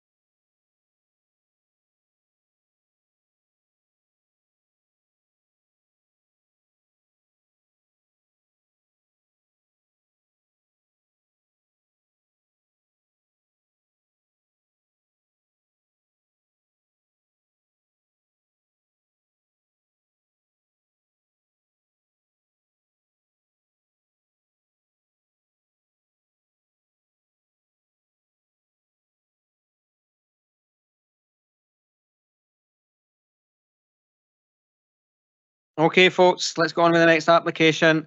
Next application for part change of use of agricultural building and land to form dog agility training facility, formation of parking, erection of fencing, installation of lighting and associated works in retrospect land north of Glenhart Farm, Glen Lomond, Kinross, and to introduce the report as Mr. Williamson. Thank you again, convener. The next item is for the retrospective part change of use of an agricultural building to form dog agility training centre at Glenhart Farm, Glen Lomond. Next slide, please. The business has been operating since 2020 and expanded in 2022 to meet increased demand, not realising that planning permission was required. The settlement is largely based around the former World War II hospital, which was located a short distance west of the site. As can be seen from the aerial photo, the site is relatively rural, with access ultimately taken from Dryside Road in the village, which eventually connects southwards towards Wester Balgeddy. This application has been referred to the committee in light of the receipt of 16 letters of objection to the proposals for the reasons outlined in section 20 of the report. In comparison, a total of 111 letters of support were also received. I will now take members through a short presentation to detail the proposals further. We now see the proposed site plan. This shows the site located between Glenhart Farmhouse to the south and a storage shed to the north. Other residential properties are located further to the west, as well as beyond to the east. The main internal dog agility arena is within the eastern square plan of the existing building, with existing storage and other kennels within the remainder. To the west is the external area, measuring approximately 45 by 35 metres. This would be enclosed by fencing and floodlighting. New drainage would also be required, and 10 car parking spaces are also shown immediately to the north of the existing building. Next slide, please. Now we see the elevations and floor plans of the existing buildings. No external alterations are proposed or required. Next slide, please. Next, we see the plan of the external dog agility training area, together with sections showing the post and rail fencing. I'll now share a few photographs from a recent site visit. Next slide, please. This first photo shows the view eastwards at Dryside Road from the former Glen Lomond Hospital towards Glenhart Farm. Next image, please. Now we see the view from the existing access to the car parking area looking northwestwards past the existing buildings, which are evident on the left-hand side. Next image, please. And lastly, we see the view from the south of the existing buildings looking towards the partially excavated and levelled site for the external agility area. This shows how the land falls away to the north and west in the vicinity of the site. Next image, please. Thank you, convener. That now concludes my presentation. Thank you, Mr. Williamson. There are deputations on this, so I'll now hand over to the Vice Convener for the deputations procedures. Thank you. Thank you, convener. Can I call on Mr. Calderwood? We don't appear to have Mr. Calderwood in the room, so we'll go to Chris Adams. If you could press *6 to join us. Hello. Hello. Hello. We can hear you. You've got 5 minutes for your deputation. Thank you. First of all, thank you for allowing me this opportunity. Glen Lomond Village is home to over 30 families, all of who are concerned about the impact of this venture. The three main concerns are volume of traffic passing through the length of the village to reach Glenhart Farm over a single track, unadopted road that is maintained at the residents' expense. Equally, there is the associated disturbance from vehicle noise, and given the very nature of the business that clients must travel there by vehicle to transport their dogs, there is the concerns about the effects on the environment and pollution. There is no pavement in place on this single track road, so pedestrian safety is also a concern. We've also witnessed an increase in noise from Glenhart that goes into the evening and comprises significant periods of dog barking, whistles and shouting. Given the majority of the clients will be of working age.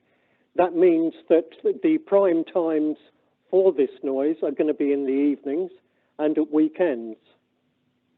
Given it is in the evenings, the suggestion from some of the supporters that it improves local economic situation, for example, with Lochleven and Larder, is not feasible, as Lochleven and Larder closes at 5 o'clock in the evening. There's also been simulated gunshots in the field that both adjoins the farm and backs onto a number of the village properties. This has been for gun dog training and, of course, is also accompanied by whistles and shouting. What we're also concerned about, the third concern, is about scope creep. This field, which I've already mentioned, I suspect from adverts that appeared on Glen Hart's Facebook page, is intended for future use for camping events and indeed sheepdog trials. Indeed, a sheep pen has been erected in one corner of the field near to the village, but the field doesn't form part of this retrospective planning application.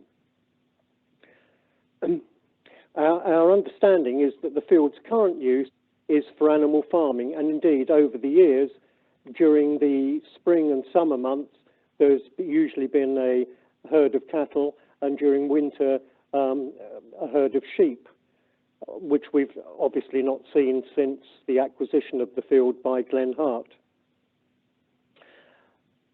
Supporting this concern is the fact that this newly constructed car park, which seems over the top for one-to-one dog agility training in the retrospective planning application, would suggest, and particularly given it's got a central access into the field, that the car park is really intended for extending their activities into this field. If this field is used, it introduces further concerns over and above traffic and noise, because given it butts onto residential properties, there are concerns for the residents about security and indeed privacy concerns. It is also evident, well, the next point is a question of due diligence on behalf of the council. It is evident from Glen Hart's Facebook page that they're engaged in selling merchandise, clothing, etc., and also dog breeding. And the question that's to be answered is whether they have the appropriate licenses, if necessary, to conduct this sort of enterprise. The establishment and growth of this facility will undoubtedly have a damaging impact on the village. Mr. Adam, you've got 1 minute left. And could you switch off your sound on your computer, please? I have done, actually. Sorry, We're getting a lot of feedback. Oh, sorry. I have switched off the sound on my computer. I'll try and just carry on as best I can. As I say, the establishment and growth of this facility will undoubtedly have a damaging impact on the village and destroy its very essence and its attraction. And I question whether it is more important to satisfy the ambitions of one family who are not part of the village to the detriment and financial burden of 30 to 40 families. If the decision is taken to accept this retrospective application, has any thought been given to placing limits on the number of clients in order to mitigate the noise and road degradation? There are a number of established dog training facilities in and around Kinross who do not encroach on residential developments and which are served by A and B designated roads. And that concludes my list of concerns. Thank you. Thank you, Mr. Adams. Are you going to take questions from members? Oh, certainly, yes. We're still getting a lot of feedback, so there's definitely your computer's off. Yes, it's definitely off. Yes, yep. Give us a moment.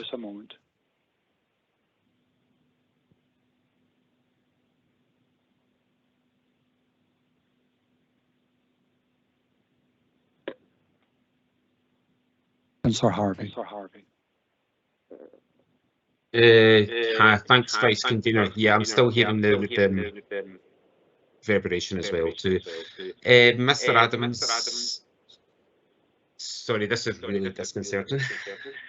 Could you just, you mentioned about your objection was you suspect that the applicants might be doing something different going forward. Could you give me a wee bit more detail about that, please? Yes, as I say, there is a field that adjoins the farm and indeed a number of residential properties which are part of the village. We've already seen gun dog training within that field, which has been accompanied by simulated gunshots, whistles, shouting, dog barking, etc. There has been what appears to be a sheep pen erected in one corner of the field, which would be in line with their adverts to do sheepdog clinics, they called it. There has also been suggestions of having camping events in the field. So there seems to be a number of pointers, quite apart from the car park, which provides central access into the field, that their intention is to expand beyond this retrospective application. Okay, thanks very much. Mr. Adams, is your phone on speaker? It is on speaker, yes. Yep. Perhaps you could take that off, please. Yep. Is that any better? We'll find out, yes. No, we're still getting an echo. Might be you, Grant, actually. Okay, Councillor Braun. Thanks, Vice Convener. Mr. Adams, we just want to clarify one point. You mentioned about the number of dogs. There is a condition already in place which says that there will be a limit of 8 dogs at any one time. Are you implying there's more dogs there than 8 at any time?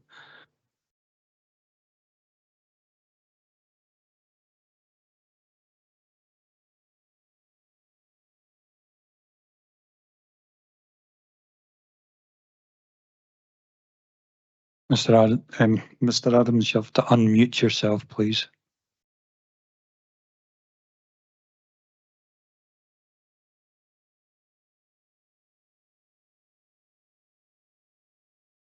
Mr. Adams, try *6.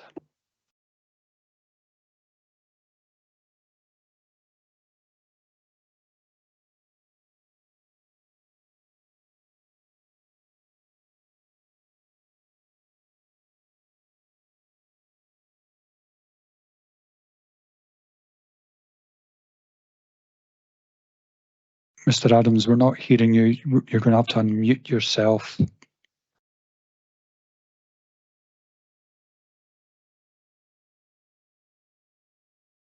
Attempt *6 again, please.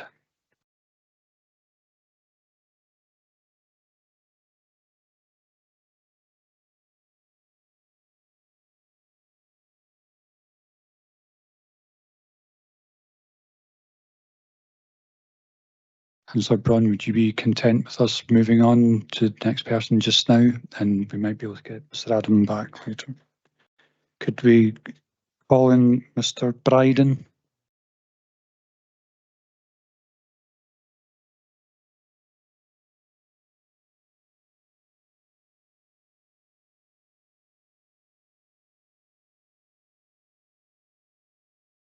Okay, we'll move on to the next deputation. Can I call on Mr. Gray and Ms. Yeaman? Mr. Gray's an agent.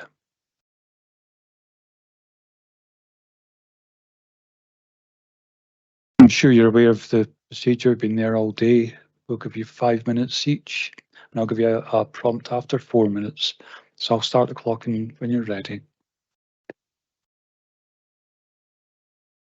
Good afternoon, everyone. Thanks for listening to we'll keep it short as possible and hopefully no feedback. So if you hear any feedback, let me know. I think it was already mentioned on balance, you should know that as well as the 16 objections, there were 111 letters of support. Most of these are come from happy customers, recognising the value of the service being offered by Miss Human and her company, and their first-hand experience and trust in the business owner since starting her business in 2020.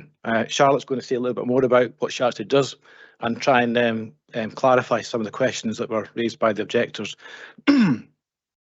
Also, we'd like to recognise that Charlotte's not a dog agility business. She's actually a trainer, a very experienced trainer, and again, she'll put that point to you with more clarity than I can. With regard to planning policy, I think it's very clear in the planning officer's report that, as well as recommending approval, they set out a number of conditions. We believe these are very fair, they're reasonable, and they're definitely related to the planning application, and will help to control some of the comments that were made by objectors. Supporting materials already been submitted to the council in the form of a noise management plan, a waste management plan, information about the vehicle movements, and the proposed hours of operation and lighting of the proposed development. Regarding the outdoor arena, this part is considered to be supported under Policy 6. It is outside the settlement boundary, but this arena doesn't have any built development. And again, you'll see the summary from the planning officer. They're quite content that this is quite a small and not a significant part of the development itself. And also there's a link to Policy 8 rural business.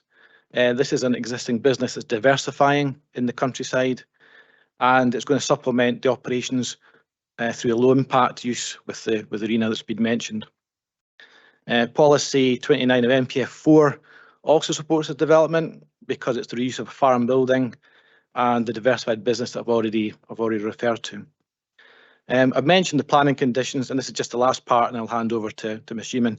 The planning conditions have all been discussed and spoken through with the planning officer and your colleagues in environmental health and in transportation, and they're all satisfied with these conditions.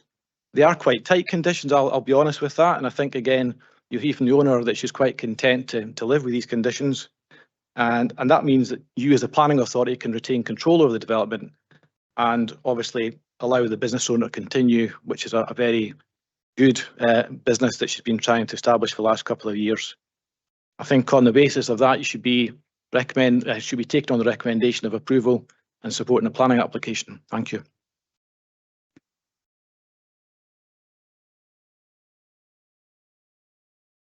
Is it on? You hear me? Hi, I'm Charlotte and I own and run Glenhart Dog Agility, an absolute passion of mine. So my younger self would be so proud of the businesswoman that I have become and the things that I have achieved in the last couple of years. I have always been a young, animal-obsessed female, knowing that one day I would be an entrepreneur, like my dad, my granddad, and my great-granddad before him. At a young age of 8 years old, I started making dog collars, selling them on eBay, and being excited about that. I then went on to get a job in kennels, waking up at 6 AM every Saturday and Sunday, and I would drive to these kennels up at pads at 28 miles an hour on my moped, a 30-minute drive that took me 60 minutes every weekend, and I did it for the love of it because I love working with dogs and I love working with animals. I was born and bred in Glenlomond. I have lived there my entire life, minus a short couple of years where I left and I actually ended up with a job and an apprenticeship in Perth Council, working with animal welfare, with the dog wardens. I then moved down to Fife Council and did an apprenticeship in surveying.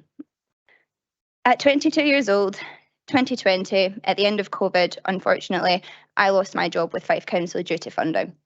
I came home, had a meltdown, and my dad said, follow your dreams, Charlotte. And that's what I did. I started my business in 2020. We are now 3 years on, and I have grown, and the success that I have had with my own dogs and clients has been amazing. I have clients that have come to me with a puppy that has been nothing, and they have now gone on to win competitions and are now up at national level. I myself have competed nationally, internationally. I have represented Scotland in GB on numerous occasions with my own dog and other dogs. I'm competing at Crufts in March next year, which, if you don't know, is the Olympics of dog sports. And it is an absolute dream come true to be there again. I have been there several times before. I am talking from the points that the objectors did speak about there. I am in fact a licensed dog breeder. When they mentioned my dog breeding, I'm a licensed dog breeder by Perth and Kinross Council. And taking on other points there as well, we do not ever plan for camping events. This is false information. In terms of expanding my business, that number of 8 dogs is an absolute maximum. That's an absolute maximum in classes, which if we were to expand, that's the maximum dogs I would ever have in the classes. I do not have a retail shop, and we do not do gun dog training. We do not have gunshots, and we do not use whistles. When we train our dogs for dog agility, we use positive training. We use our voices, we use treats, and we use toys. We do not use gunshots. We do not use whistles. The dogs that come to me already have a certain level of obedience before we then go on to do dog agility training. And when we do the dog agility training, we are moving forward to a higher level of obedience where the handler can learn to control and run their dog through certain obstacles. Like I say, many people that have come to me over the years are now competing with their dogs and have started to move up the ranks, some of which have already tried out to represent national teams to compete for Scotland and GB. We do have unanimous support from me in my business. It's not just a business for me to run, it's a community. We all make friends, we all have fun, we all share our interests for dogs, love, passion and training. A lot of business is brought to Kinrossshire via people that come to me. They buy their fuel here, they'll buy lunch, they'll buy coffees, they pay their parking fares, and they enjoy the beautiful scenery that Kinross has to offer, including Loch Leven, which I'm sure many of you will know is a gem within our community. Okay.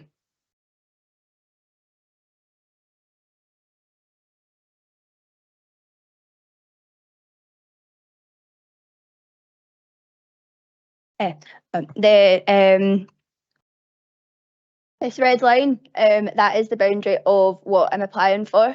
Obviously, the property that I own is a farm. It's an agricultural building, and I have 10 acres.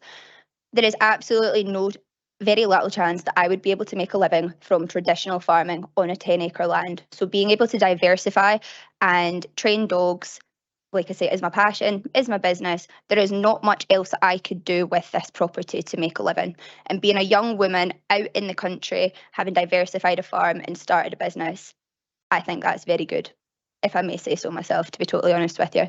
There are no structures erected in the field.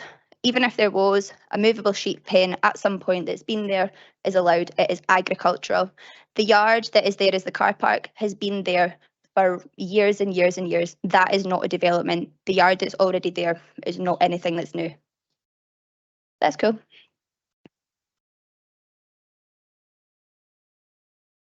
Thank you. Willing to accept questions from members? Okay. Councillor Cuthbert. Thank you, Vice Convener. Yeah, thank you for your presentation. A lot of the issues that seem to have been raised by the complainers, if you like, relate to the road. And I'm just trying to work out what's your sort of relationship with the road? Do you have to pay to help maintain it? And is it originally a route that went just up to the farm and it's now been sort of adopted into Glen Lomond, or how does it work? Yeah, my understanding it's a private road. A lot of the villagers will use the same road, obviously, to get to their houses, as well as the applicant. The applicant did meet with the villagers when they heard the concern about the private access. No financial offer was made, but there was talk about how she can help improve the pathway, and that was turned down.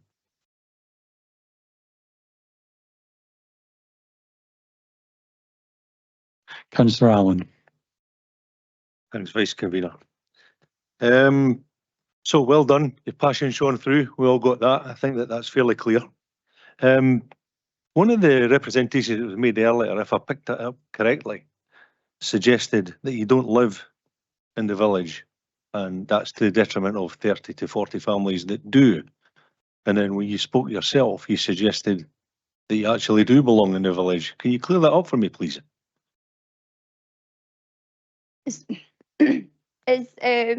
Can you please go back to the item that showed the map? I think it was the first slide that we saw. I do live in the village. Yeah, Glen Lomond is a village. I do live in the village, and like I say, I live at Glenhart Farm, Glen Lomond, Kinross, followed by the postcode, which is part within the red line boundary. Yes, so this is the village of Glen Lomond, and my house is just south of the red bit, which is in there. So I am part of the village, and I have been for the last 26 years. Councillor Harvey. Okay, thanks very much, Vice Convener. Thank you very much for your presentations. Your passion definitely shines through. Just a quick question with regard to the business of the kind of dog training. What kind of hours does that require people to be visiting you? Is it a daylight? Is it a daytime thing, or does it happen in the evening as well? Thanks. So there is a mixture. My main business comes through in the evening from 5 o'clock till 9 o'clock in the evening, because rightly so, other people are at their work during the day. So I do mostly work from 5 o'clock till 9 o'clock in the evening, because that allows other people to come to me. Do also work through the day for those people that maybe have flexible working or work from home, or that can manage through the day. And you will see all those hours on the planning application. Monday to Thursday is 2 o'clock till 9 o'clock. Friday is 9 o'clock till 2 o'clock, and no weekend work, which I know was mentioned by one of the objectors. There's no weekend work on my part. Okay, thanks for the confirmation. Councillor Braun. Thanks, Vice Convener, and thank you for the presentation. So the enthusiasm bubbles out really. But I've got three questions, three very quick ones to be honest. And just to clarify, following Councillor Allen's question, is this a family farm? Is your family own the farm? My parents, Pamela and David, they live at Glen Lomond Farm, which is north of where I live. Like I say, I was born and bred there, and I lived there until I was 18 years old. Took a couple of years out, moved to Glenrothes, like I say, had other jobs. And then in 2020, end of 2021, I was lucky enough to be able to buy the farm next door to where my mum and dad live. So they have one farm, I have the next one, and we are neighbours. So this is your farm, is it? Okay, that clarifies that bit. Another question that came up was, and it's in the condition that there's only 8 dogs in a session. Is that right? And you're happy with that? Yes, I'm happy with that. And my last question, it comes back to the hours, which we talked about. The finishing time is at 9 o'clock. Do you find, are there people hanging around after that time? I mean, you obviously, you finish your agility train or the train, whatever it is, those people have got to go, there'll be dogs barking, whatever. So does it go on beyond 9 o'clock, the noise, as people are getting into the cars, they're moving on, going home? I'll be completely honest with you, the noise is very much so kept to a minimum. We finish the training at 5 to 9, and before 9 o'clock, everybody is in their cars, and usually my exact words are, I'll let you guys get in your cars and then I'll shut the gates behind you, because that does encourage people to leave, and that's what happens. Councillor Allen. Yeah, my other question I meant to ask the first time was, are you a sole trader? Do you have staff working with you? How do you do it? I am a sole trader. You are looking at the business.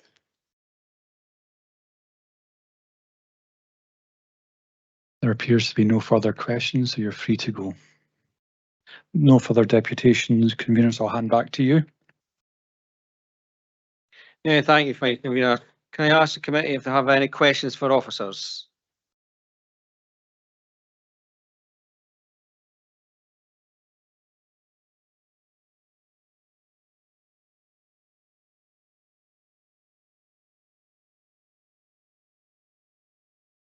No questions for officers? Okay, then permission is granted in line with the recommendations contained in the report of handling. No, I don't need a motion. I don't need a motion. Why? Right, go on, give me a motion then. Right, can we agree the paper? Okay. Right. I'll repeat that again. Permission is granted in line with the recommendations in the report of handling. Thank you.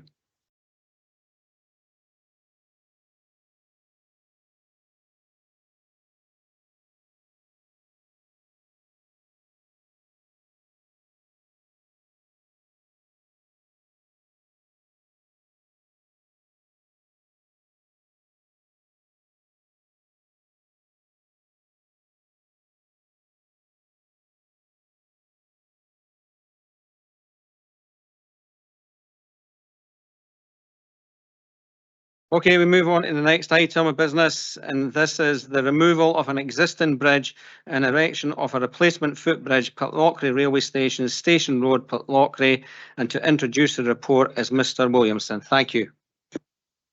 Thank you again, convener. As you correctly point out, the next item relates to the proposal to remove a listed pedestrian bridge at the Category A listed Pitlochry Railway Station and its subsequent replacement with a new footbridge, including accessible lifts. This application has been referred to this committee in light of the receipt of 26 letters of objection to the proposals, principally in light of the impact on the development would have on the listed building and the setting of other listed structures.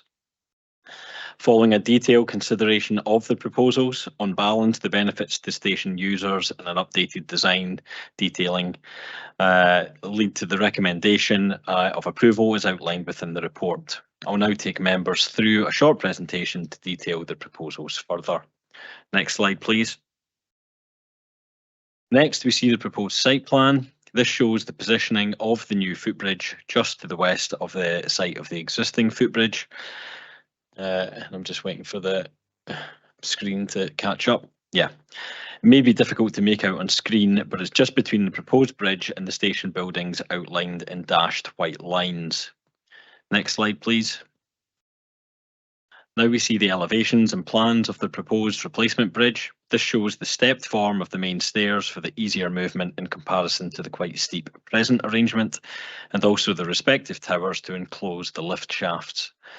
The proposals also illustrate that the increased clearance would be achieved and could ultimately accommodate the planned electrification of the rail line in due course, thereby future-proofing the proposals. Next slide, please. Next, we see the plan of the proposed bridge. It should be noted that design amendments have included reducing the height of the lift towers, incorporating a diamond lattice pattern and stair parapets, and giving the bridge deck a slight curve to bear some resemblance to elements of the existing structure. I'll now share a few photographs from a recent site visit. Next slide, please. This first photo shows the view eastwards from the existing station car park towards the main station building and existing footbridge. Next image, please. Next, on the left, we see the view westward, showing the main station building on the right. On the right-hand image is the view from further west, looking back towards the main station building and existing footbridge, with the proposed bridge location in the foreground. Next image, please.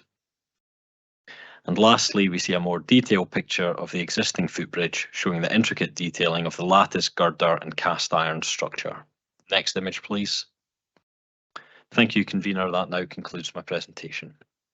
Thank you, Mr. Williamson. We've got deputation in this, so I'll now hand over to the vice convener for the deputations procedure. Thank you. Thank you, convener. Can I call on Provost McDade? Provost, you'll be aware of the procedure. I'll give you 5 minutes and I'll give you a prompt after 4. Thank you, committee, for hearing the deputation today, and you'll appreciate this is a rare appearance from me at this committee, and perhaps a rare address as well. And that is to reflect the strength of feeling there is in the community and amongst elected members as well. Councillor Duff submitted an objection. I'm obviously here to speak to the objections as well within the community, and there is a very strong feeling of opposition to the proposals. Network Rail have not done any significant consultation around this. There has been a little bit of consultation a very long time ago, pre-COVID, at which point we were given a lot of assurances which have not turned out to be the case. We were given assurances that it would be sympathetic, that the original bridge could be retained potentially, and that the new bridge would be further up the platform and away from the main part of the listed buildings, the main part of the station. When I had the discussions with them originally, I asked them to consider putting in an underpass because they were spending millions of pounds at that point, for those of you who know the station, extending the platform considerably, and it would have not been a significant amount of work at that point. They declined on the grounds of cost, and they had already planned to put in a much cheaper alternative, which we have seen now. This bridge, for those of you who are familiar with the station, is incredibly iconic. There are tourists. Every time you catch a train, I was there getting the sleeper a few weeks ago, there were tourists there at 11 o'clock at night taking photographs. standing outside the station, waiting to get their train in front of the bridge, etc. There's people caroling on the bridge at the weekend. This is a very iconic structure in Pitlochry, and from my point of view, if we are not prepared to defend the conservation area on this structure, I don't believe there's a point to having a conservation area in Pitlochry. This to me is the most iconic part of the conservation area. Most trains are currently now stopping on the side that is on the town side, so there are very few trains that now stop on the what was the northbound platform 2, and there is obviously wheelchair access on that side that does involve you having to go under the railway bridge further up. However, in terms of distance, I would suggest that you look at what Network Rail has put in Perth, where their new bridge in Perth with their lifts is at the very far end of a very long platform, and I don't think there's probably much of a difference in the distance between what is currently the case in Pitlochry and what they currently accept or have just considered acceptable in Perth. There is no rush for this to be done because they have sat on this for 5-6 years, so there's clearly no urgency to the matter, and I would encourage the committee to refuse this and expect better from Network Rail and bring forward more sympathetic proposals, but also that they retain the existing bridge until such time as electrification, whenever that may be, appears on the line, because this is a very significant part of our heritage and there is a very strong feeling about it. And I think from my point of view, we should really be expecting better of public partners in terms of consultation and in terms of design and standards.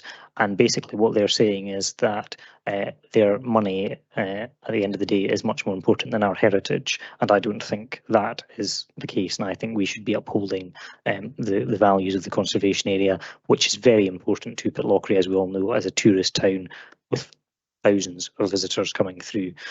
So happy to take any questions that the committee may have, but thank you very much for your time this afternoon.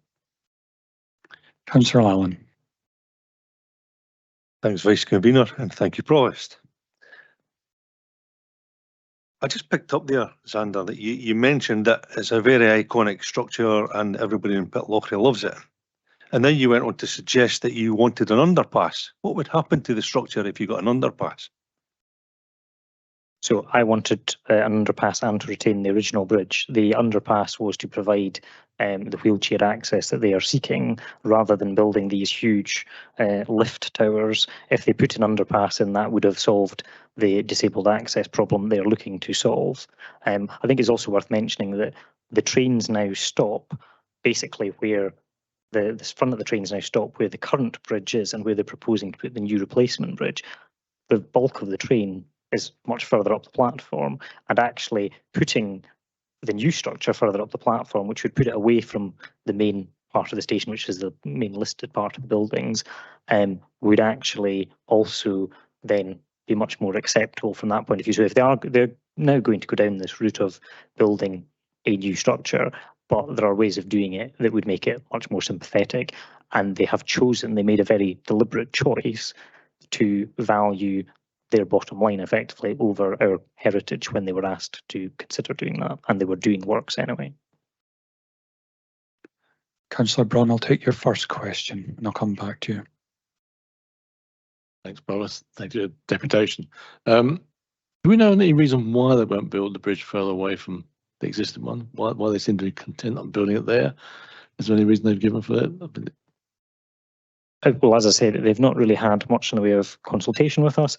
And when we did have the consultation originally, they were talking about building it further up the platform. Maybe that was just to placate those of us that were unhappy at that point. And they said what they said at that point. But from my point of view, I think if the committee refuses it, I would hope that they would reflect on that and go and put it in a more appropriate position further up the platform. Councillor Harvey.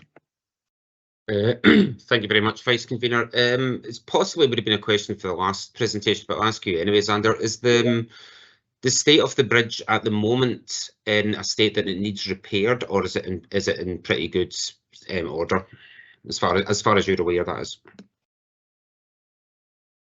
When I was a daily train user, the station was received some significant works. That would be about 15 years ago, including very extensive repairs, etc., to the bridge at that point. It probably could do with a new lick of paint because, you know, it's a metal structure. They could do with painting every 10 years, but it's in pretty good nick. And in comparison to other railway bridges I've seen across both Perth and Kinross in Scotland, it's in very good condition from that point of view. The main part of the reasoning for this is they wish to put in, understandably want to put in disabled access, but there are ways of doing that are in keeping with the conservation area. Okay, thanks. Councillor Cuthbert. Thank you for your presentation, Provost McDade.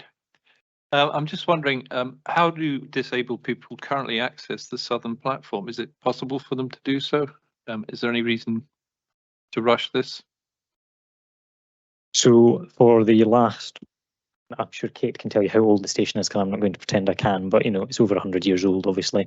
For all that time, they've gone up to, there's a railway underpass, railway bridge and underpass further up, and they come along a road that's, you know, we're talking hundreds of yards, hundreds of meters probably, but I wouldn't want to give you exact definitions. But yeah, there is a roadway that you can get to. But because of the number of trains that are going through and the works that were done to the station, almost all the trains now stop on platform 1, which is different from the past. Previously, all northbound trains stopped on platform 2 and all southbound ones stopped on platform 1. That is no longer the case.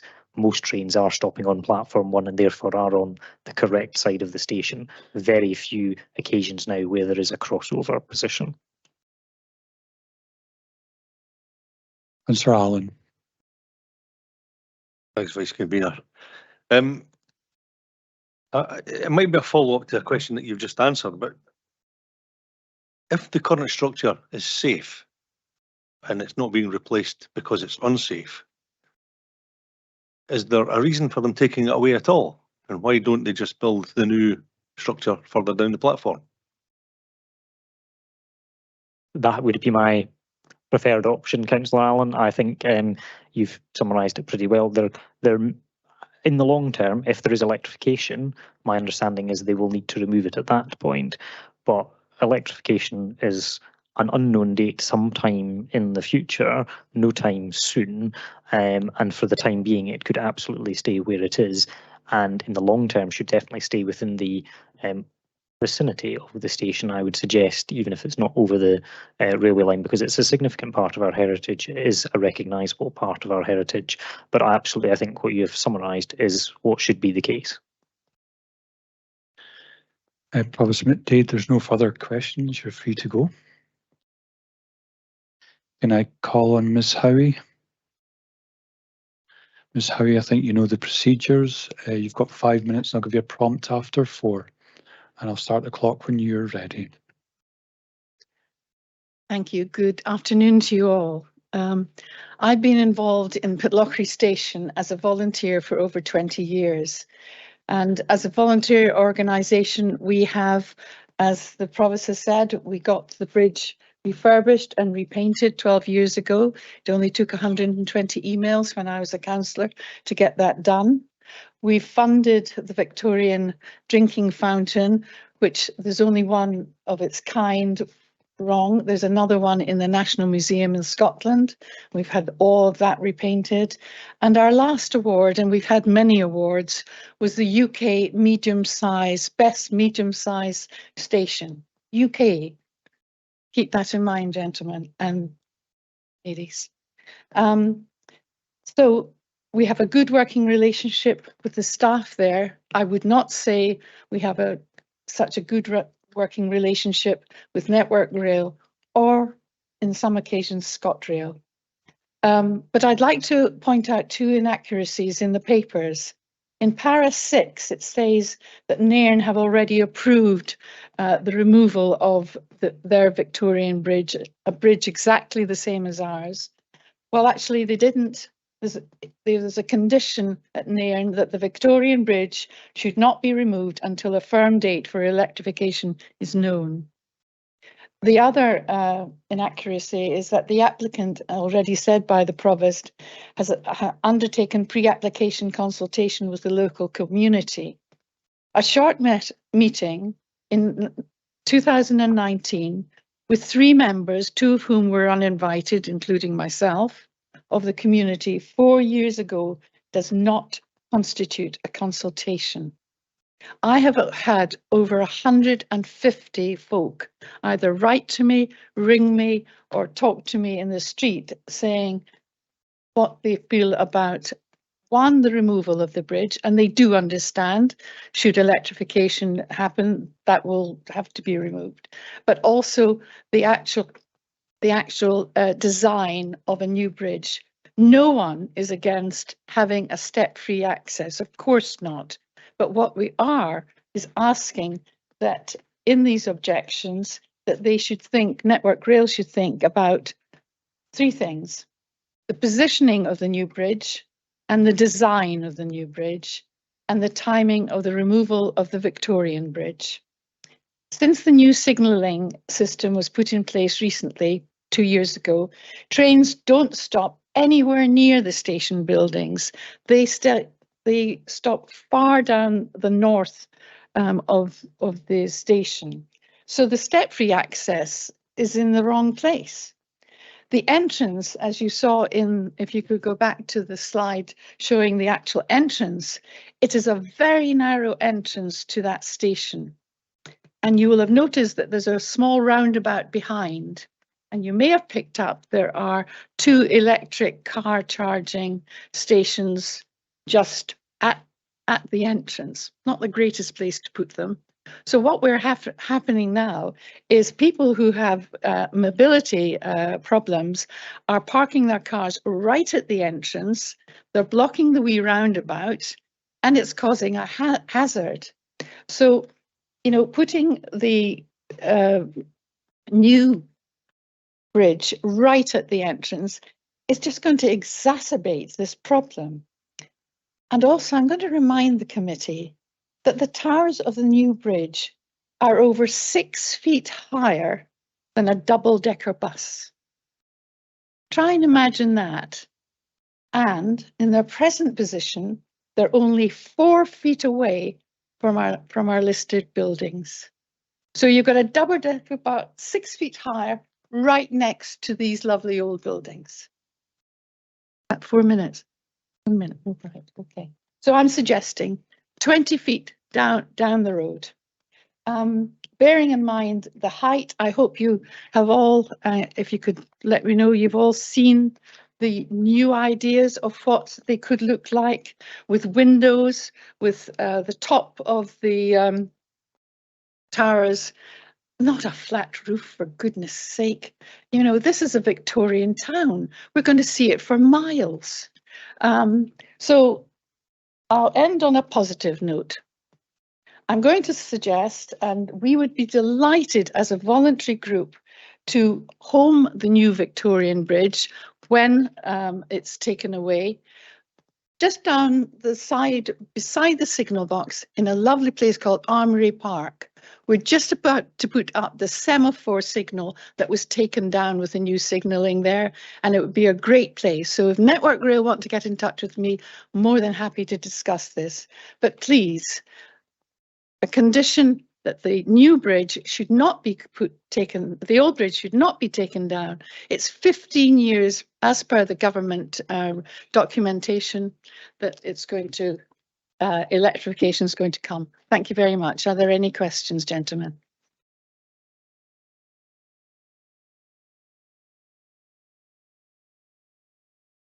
Bailey Williamson. Thank you, Vice Convener. You mentioned, Kate, earlier that you've had to raise funding to have the bridge painted. Who is actually responsible, or what is the responsibilities for the overall maintenance of that bridge?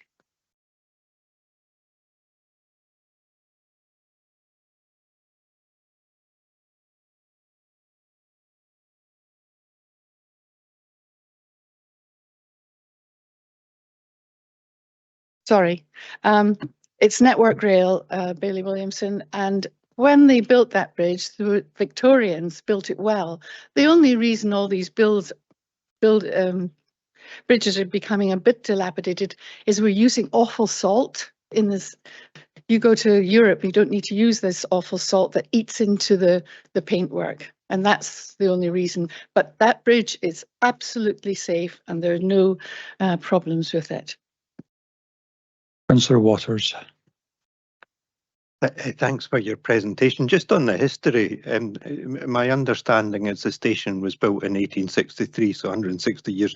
Was the bridge built at the same time, do you know, or is it later?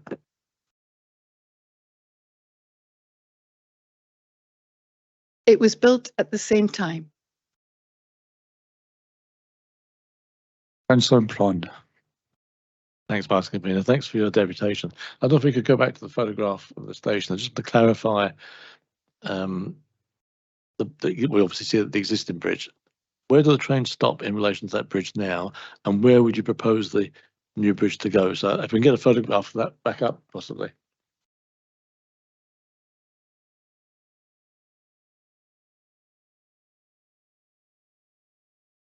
You need to put your mic. You need to put your microphone back on. Sorry. Sorry. You see the charging post there? I suggest about 20 feet up to the north.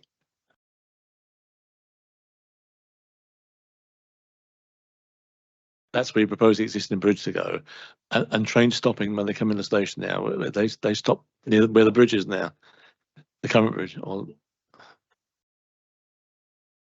Sorry, you cannot see where they stop. You see these wooden pallets, the fencing. It stops about at least 20 feet along that way.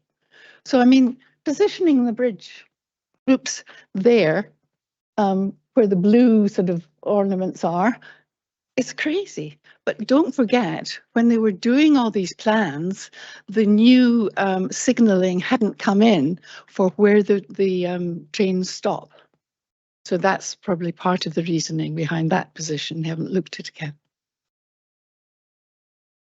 Bailey Williamson. Thank you. I wasn't ready for that. A lot's been made about the George V postbox that's attached. George IV, I apologise. George IV postbox that's attached to it. And I was wondering, as a group, have you actually tried to engage with Historical Scotland in order to try and get that as some form of conservation put onto it? I have spoken with HES about this application and the postbox. They were unaware that it was there, and they are going to visit it and decide what they want to do. But actually, it's owned by the post office, so they have got a decision making what they want to do with it. But I hope we could incorporate it somehow. It's used all the time. And, you know, that's what visitors are doing. They're buying postcards and they're popping it in this lovely old Victorian box. Councillor Braun. I think, thanks for asking me that. Electrification, you would think, is about 15 years away, you're saying? Yes, I read all the rail industry documentation and from the Scottish Government, and the last was last year stating at least 15 years. But so it's supplementary, given that timescale and modern engineering, I would have thought it would be.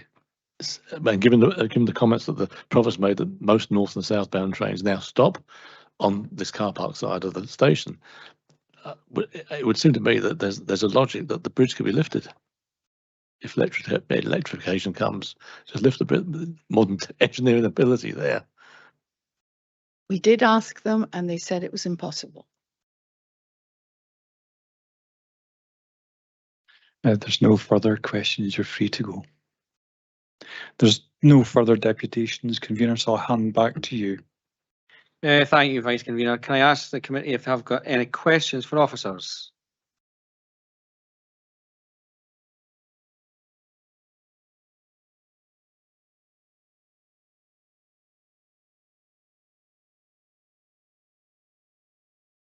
Councillor Braun. Yeah, it's probably not going to be answered, but Mr. Williamson might seems to have got the short straw this afternoon with everything. But do we have any inclination why they wouldn't move the bridge down the platform to allow the existing bridge to remain? Has there been any information on that at all? What I would answer within that is they have obviously attached as part of the design and heritage statement an Appendix B, which has outlined the various options appraisals that they've gone through. They've advised that they've gone to some length to consider what they deem to be viable, and obviously we as a planning authority have a duty to assess and consider the application that comes in to us. So from that perspective, I think we were on balance, at a position that we would accept the justification put forward. Councillor Waters.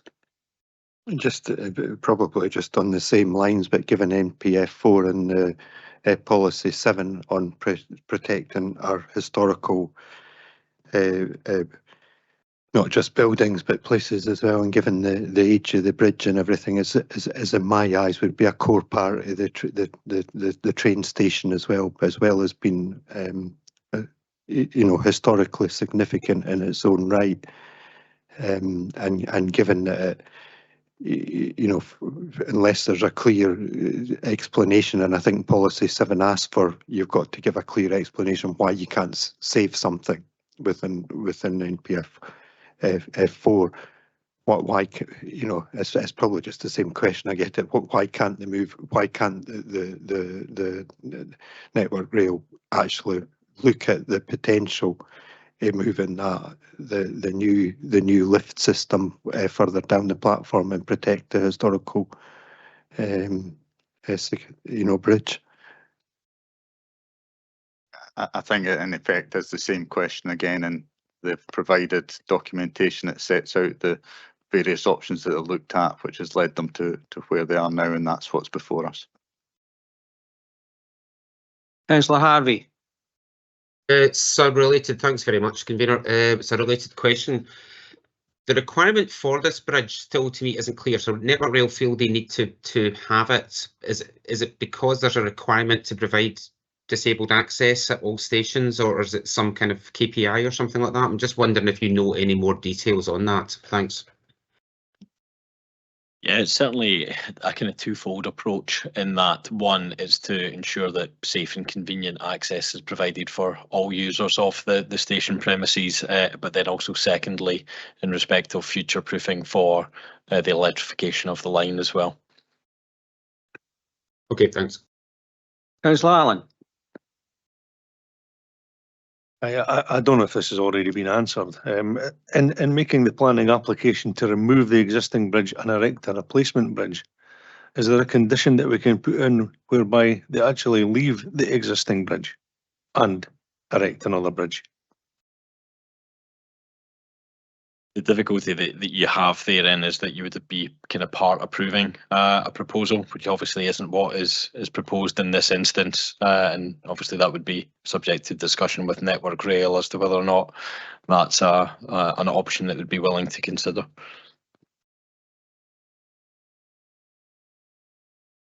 Any more questions? No more questions? Councillor Waters. Apologies for kindly just following on to my previous question, but the reasons for not building it further down the station, is there a reason for that, and is it just cost? Is it just that it's more expensive to do it that way? That would have to ultimately be answered by Network Rail. It's not at my disposal, but any movement of the replacement footbridge out with the red line boundary would require the submission of a new application for listed building consent. So it'd have to go through due process again. I accept that, but surely in line with policy 7, they would have to say exactly why they can't do it. They can't, here's our different options. We don't want B, C, and D. We just want A. They would have to give a full explanation why one of them that may allow the protection of the bridge is allowed. I believe I'd already answered that point to say that their options appraisal was part of their design and heritage statement. Thank you. I see no more questions, but I do see a motion by Bailey Williamson. Thank you, convener. I'd like to say I do recognise the importance of disabled access to our railway stations, but there is no positive use specified outlined, and this does not justify grant. So I'm proposing that we refuse on the basis that the proposal is contrary to the National Planning Framework for Policy 7B, Historic Assets and Places, and Perth and Kinross Local Development Plan 2, Policy 27B, Demolition of Listed Buildings, as the listed footbridge would be removed. This would also adversely impact on the wider railway station. The replacement footbridge in its proposed location has not been justified as an exceptional circumstance for the removal of the existing footbridge.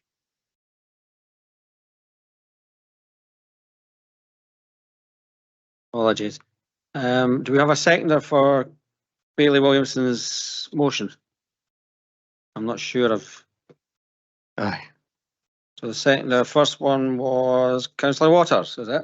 Yeah, happy to second that. I think it's absolutely crucial we do everything we can to protect our heritage, and I'm sure not just locals at Pitlochry and that. I think you know, anybody that appreciates our heritage, as both the deputations clearly stated. I think Network Rail need to go back and look again at a proposal that tries to protect the bridge. Thank you. Thank you. Councillor Illingworth, you have an amendment. I'd like to propose that we accept the proposal. I notice from the response from Historic Environment Scotland that they accept the justification for replacing the existing latticed arched historic footbridge at Pitlochry with a new accessible footbridge, and are content with the details of this proposal. Looking at the pictures, they put in the lattice work, they've replacing the colour. And I also think that 160 years ago, when the railway was being built, I'm sure there were objections in a very similar vein to destroying our heritage and avoiding change. And I support the access, disabled access, and we want to improve accessibility to everywhere for disabled people, and I think this is the best way to do that. So, thank you, convener. Thank you. Do we have a seconder for Councillor Illingworth's amendment? I will second that amendment.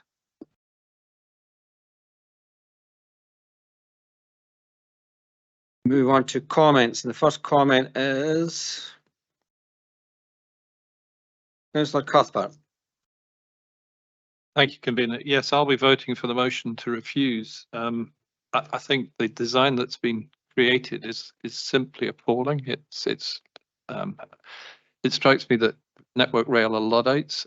This is a Category A listing. It's the top rating you can get, and to put something in a square box with a flat roof, which doesn't really fit with the station and I mean, it's really important to Pitlochry. It's a tourist town. This is why they come here. It's one of the iconic views, so I will definitely be voting for the motion. Thank you.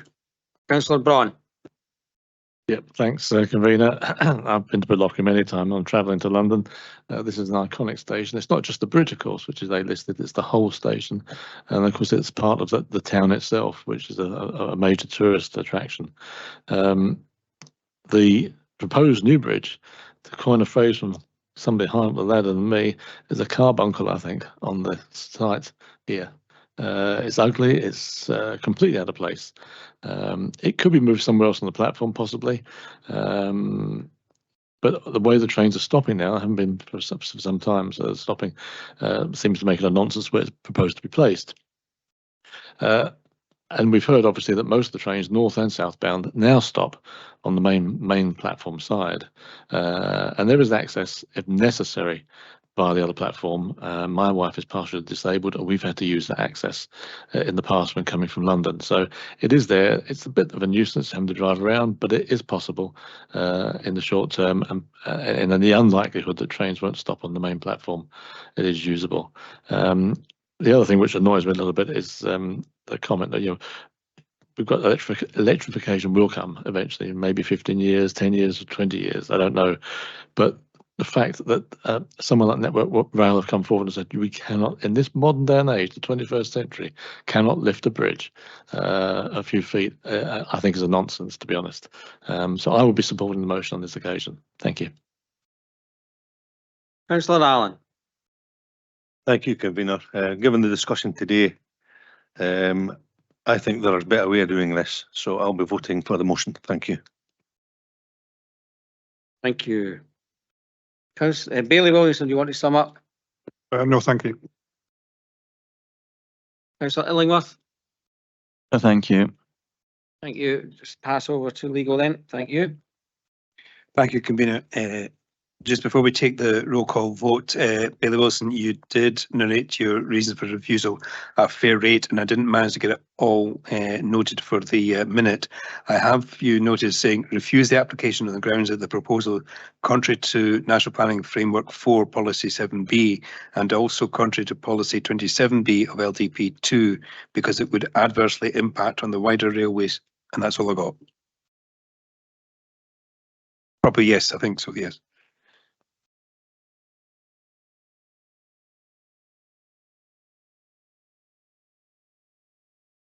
There's no positive use specified outlined, and this does not justify grant.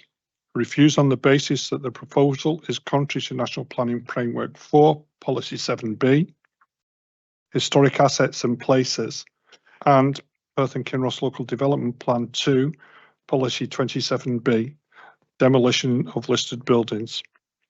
As the listed footbridge would be removed, this would also adversely impact on the wider railway station. The replacement footbridge in its proposed location has not been justified. The replacement footbridge in its proposed location has not been justified as an exceptional circumstance for the removal of the existing footbridge.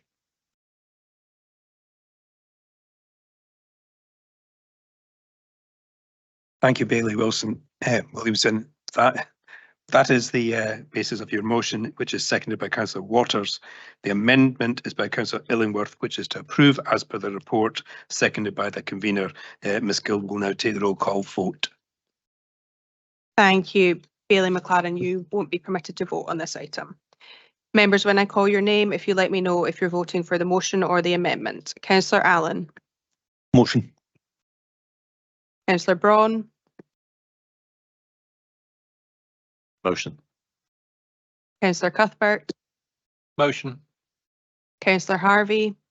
Motion. Councillor Illingworth. Amendment. Councillor James. Motion.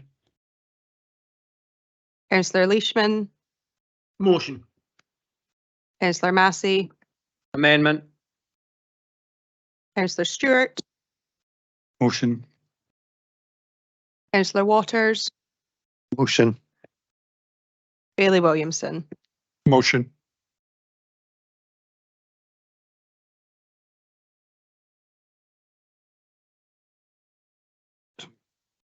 We have 9 votes for the motion and 2 for the amendment, and therefore the motion will carry.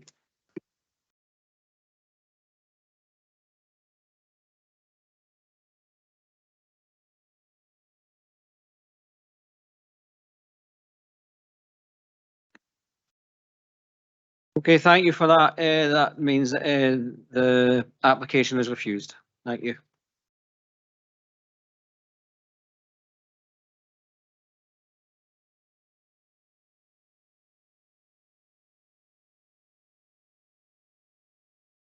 Right, move on to the next one, which is the last application of the day. It's for part exchange of use of a flat to form short-term let accommodation unit in respect Flat G, Fiscal's House, 3 South Medvin Street, C3 South Street, Perth, and the reports to be introduced by Mr. Williamson. Thank you. Thank you, convener. This last local application today relates to a retrospective proposal for the creation of a short-term let from existing flat within a prominent city centre building on South Street, which had previously been converted into flats. Next slide, please.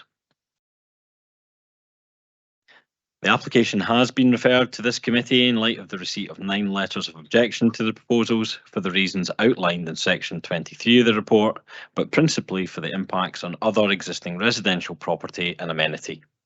I will now take members through a short presentation to detail the proposals further.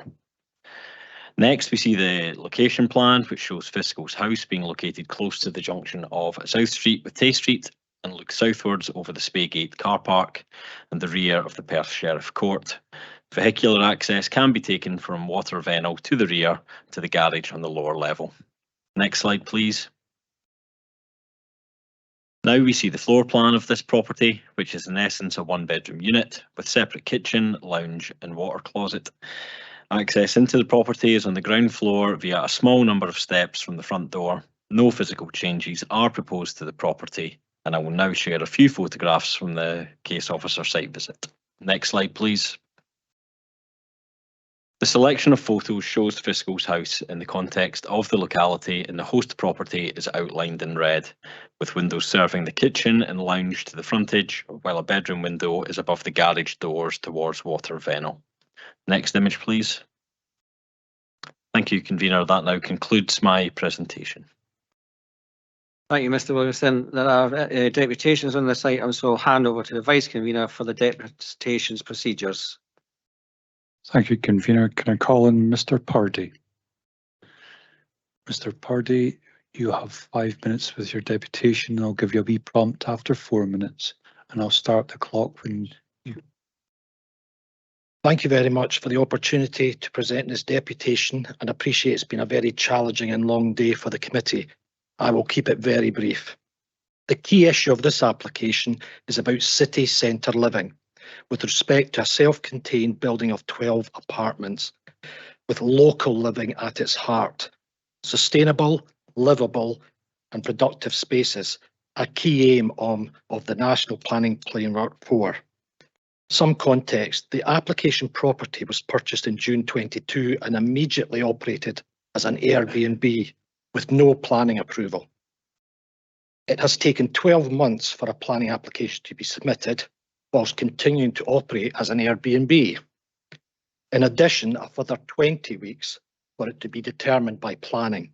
It's been a long time, and during this period, we have become part-time caretakers for an absentee landlord regarding waste management, security, and well-being as a result of a loss of residential accommodation, an essential aspect of NPF 4 Policy 30. When someone asks me what is a short-term let in city centre, I reply short-term, short-sighted, and should be resisted. This objection may appear as not in my backyard response to someone making profit from a second, a third, or even a fourth property. On the contrary, we acknowledge the need for good quality and range of hospitality provision for visitors in this fair city. Large, medium, small, local and established businesses in the form of hotels, travel lodges and bed and breakfasts, supported by us all and should be continued to be supported by us all, including visitors, even more so post-COVID and in such challenging economic times.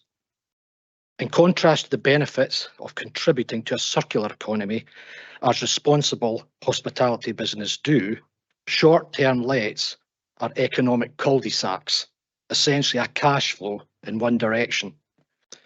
The targeted commercialisation in retrospect of a city centre residential property for Airbnb is not one we can support.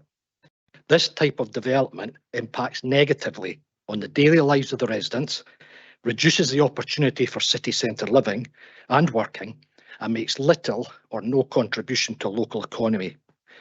As residents, we support a wide range of local businesses and facilities within an active neighbourhood living and working in the city centre. In summary, a community planning and placemaking approach by local residents that seek the long term, not the short term, and certainly not short-sighted. We respectfully ask for the application to be refused. Thank you.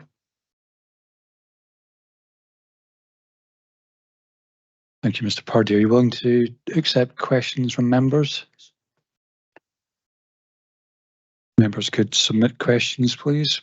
Councillor Massey. Thank you, Mr. Purdy, for your deputation. You said there you're a resident of you live in the block. That's correct, yes. Councillor Harvey. Hi, yes, thanks very much, Vice Convener. Thanks, Mr. Purdy, for your presentation. I have a quick question for you. You mentioned during your deputation that you were, I think, part-time caretaker, I think was the phrase you used, or maybe I've misquoted you. That seems to suggest that there have been issues with the Airbnb rental as it goes on. Have you got any more specific information regarding that? Yes, there's a variety of outcomes that's labelled me the part-time caretaker. We're trying to do a recycling service within the building, which has challenges, as you know, bins in, bins out, new bins. So we've tried to make it clear in signage, and we've tried to make it clear in terms of what goes where. But we end up with bottles, we end up with contaminated pizza boxes in the cardboard box when it shouldn't be, etc., etc. And no amount of effort is alleviating that. There's also been issues of smoking within the hallway, which is communal. So there are incidents now that are built up over time, frequently enough to become a nuisance. And we have to manage that internally. So yes, that's the type of experience we have. Okay, thanks. That's what I was looking for. Thank you. Sorry, Bron. Thanks, Vice Convener. Part of my question's been answered. You've answered Councillor Harvey's question, but can we go on a little bit further? Is there any problems with noise or disturbance? Any antisocial behaviour that comes up across as a major problem? I wouldn't describe it as antisocial. At the present, it's just simply the nuisance of looking after the building, which we care for, putting aside the fact it's listed. It's the fact that we enjoy living there and we live and work within that vicinity, so it becomes a proper home. You can hear noise sometimes, but I wouldn't call it a nuisance at this stage, but who would know in the future if that does become an issue, because it is short-term let. Just a quick follow-up, just to clarify, you said you were a caretaker. Are you actually a caretaker of the building, or is that just something you do to keep it tidy yourself?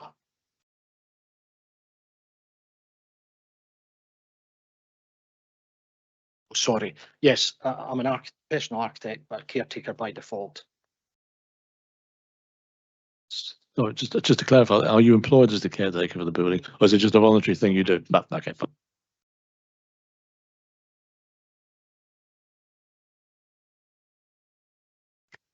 Councillor Allen. Thanks, Vice Convener and Mr. Purdy. I understand your frustration and I get that. Have you got any evidence of abuse of the amount of people using the place? It's a one-bedroom flat, I see.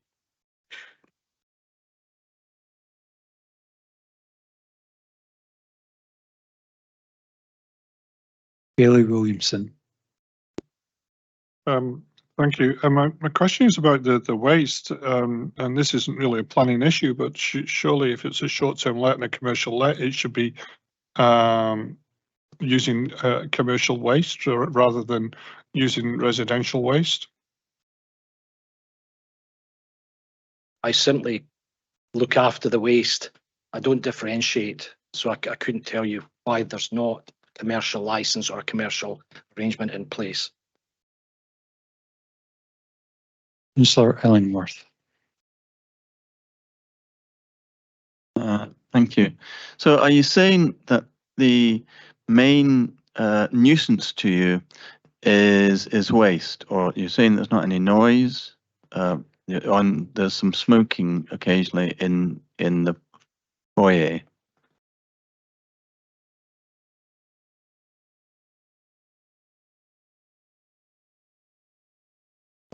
Yeah. There's a range of activities which I could class antisocial. If someone smokes in the foyer and puts the stub out in a planter, then we have to clean that out. If someone decides they want to smoke outside and leave the door open, which means there's no more security, we don't have any control over that. So there are a range of impacts that we're having. It's not just simply rubbish. Those nuisances could also apply if another long-term resident were to behave in exactly the same way. No. No, because we have within the building long-term renters who contribute to the functioning of the building in a positive and neighbourly way. Sorry. But a antisocial tenant could move in and exhibit, and because as councillors we get lots of calls about antisocial tenants moving in. Is that a possibility that you could? Can I suggest that we're beginning to move into a discussion and we're talking about subjective elements rather than planning? Okay, thank you, Councillor Longworth. Bailey McLaren. Thank you, Mr. Purdy. The owner of the building, do they manage the tenants? How does that operate? Or are they quite remote from Perth? As far as I'm aware, they meet and greet the occupiers.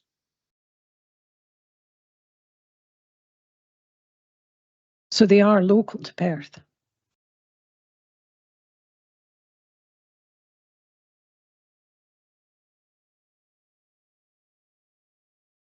They live in Crieff, I think, I understand.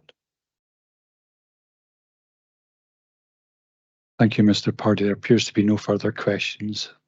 Thank you. Could I call on Ms. Barron? Ms. Barron, you're well aware of the procedure. You've got 5 minutes for your deputation, and I'll give you a prompt after 4 minutes. So when you're ready, I'll start the clock. Good afternoon. Thank you for hearing me today. I know it's been a very busy day for you, so I appreciate it. My name is Deirdre Barron, and this application is for my property, which is a flat, a one-bedroom flat. I have owned it since June 2022, and I've been operating it as an Airbnb since July 2022. This is my only property. I don't own any other home. I do live in Balbeggie, and I rent my accommodation there, which is about 20 minutes away. So I am nearby if any problems should arise. This small business is very important to my livelihood, and its loss would cause me severe and lasting financial issues. The flat is a one-bedroomed ground floor flat. Usually I rent to 1 or 2 persons. I don't allow children, dogs, anything that would disturb my neighbours. I'm always keeping their interests at heart. My flat is entered through the communal door. The flat is 4 steps from the communal door. I don't use the common stairwell or the lift, so there would be no noise to neighbouring flats. I am aware that some of my neighbours are not happy with me short-term letting the flat. I do my best to live in harmony with the neighbours and continue to do so, engaging with them as much as I can and playing a full part in the building and its management. I will now keep my comments brief and will only comment on some of the issues raised by some of my neighbours. Before I do that, I just want to pick up on one point Mr. Purdy made.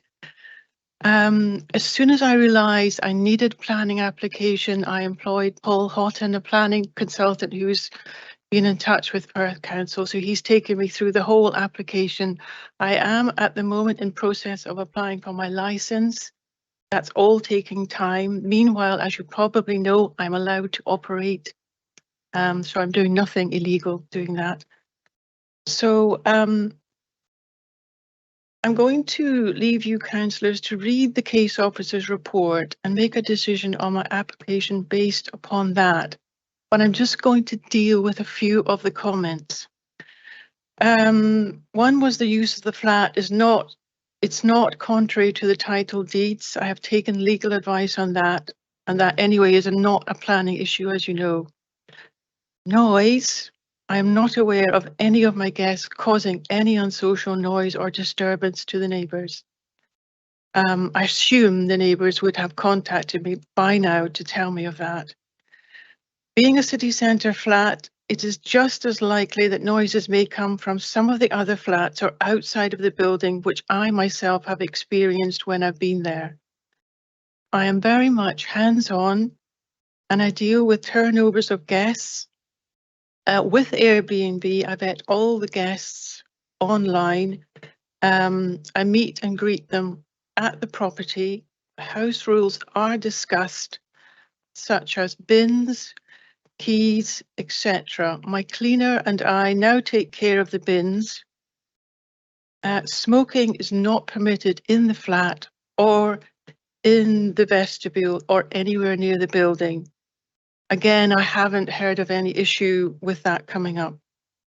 On the point of security, living in a block of flats, tradesmen, delivery drivers, carers, postmen, visitors are just as likely to cause a security issue by being let in by people pressing a button from the flat, and potentially more so. As for other issues raised, such as economic impact and housing stock issues, then I have nothing more to add over and above what the case officer said. I would only add, my guests tend to spend all of their time in the city, spending money in the local shops, pubs, restaurants, and other amenities. Most guests this year have been tourists, bringing much needed income to our local economy and Scotland. I thank you for your time today, and I would ask you to please support my planning application, which is important to me and my livelihood and my future. I'd be happy to answer any questions. We will give it a moment for the chat to populate.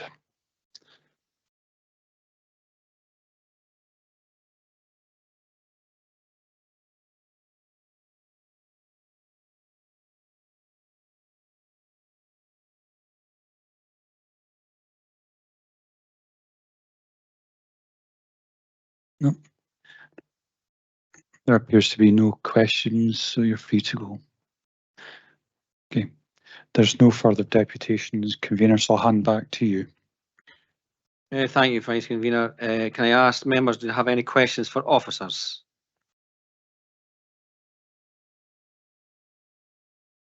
Bailey Williamson.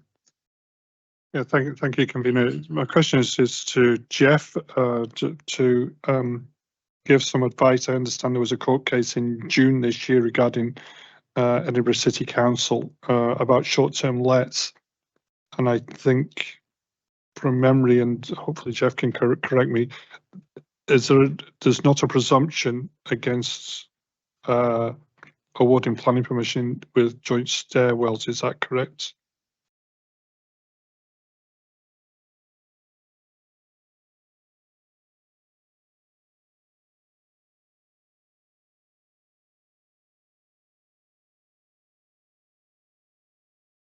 Yeah, I think the case to which you refer is a challenge to the proposed policy of Edinburgh City Council, which was short. So it's different from here. That was in relation to short-term let control areas, and it was heavily resistant to there being any proposals where there was shared space, communal areas. But that was for a short-term let control area, not individual change of use application, which we have before us today.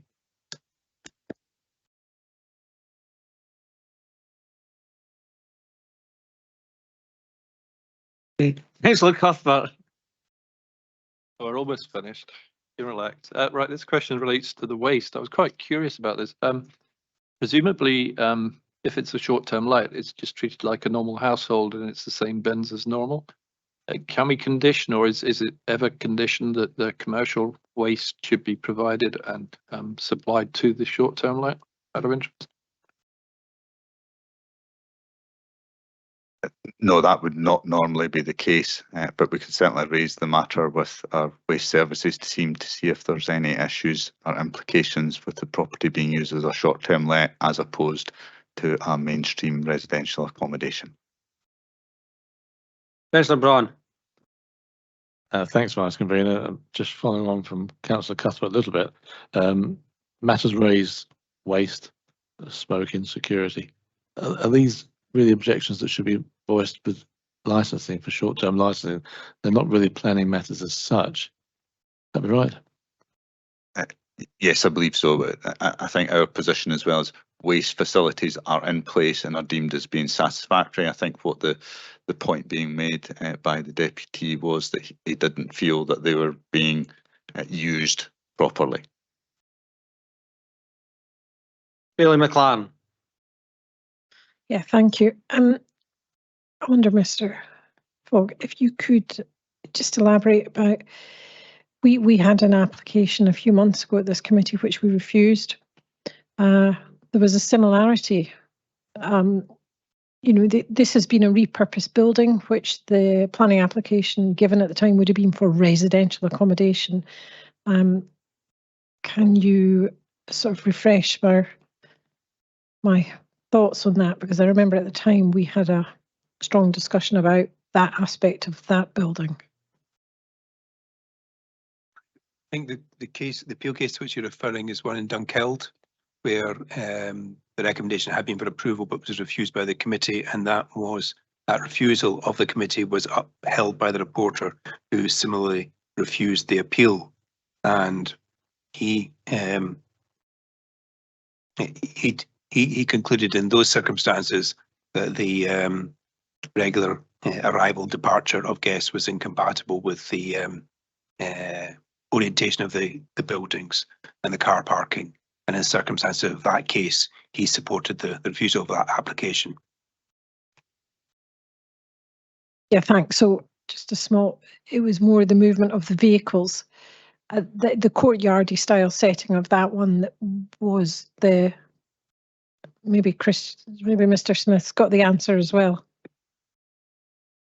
I think all that I would say, and maybe Jeff would come in, that the situation or the context relative to that case in Dunkeld and the situation here are quite different, and we should be looking at the merits of this case and the issues and implications associated to it, rather than drawing generalities in relation to the case in Dunkeld, which was a new build property within a courtyard setting with a shared stairwell, etc., quite different from the scenario here.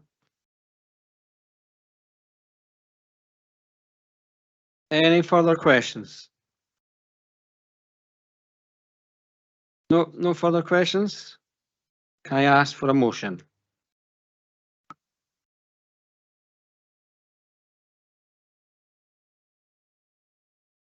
Councillor Braun. Seems to be me and Mr. Williamson this afternoon. That's where this is going. I'm proposing the motion to approve the paper as it is. However, my thinking at the moment is that the short-term let license is initially for 3 years, after which time it can be reviewed to see if there's problems or not. I'm wondering whether there should be a temporary planning on this for 3 years as well that ties the two together. If there are problems, that makes it easier. Mr. Smith is shaking his head, so I'm going to take his advice again on this. If he feels that's, or Mr. Fogg, whichever way. Yeah,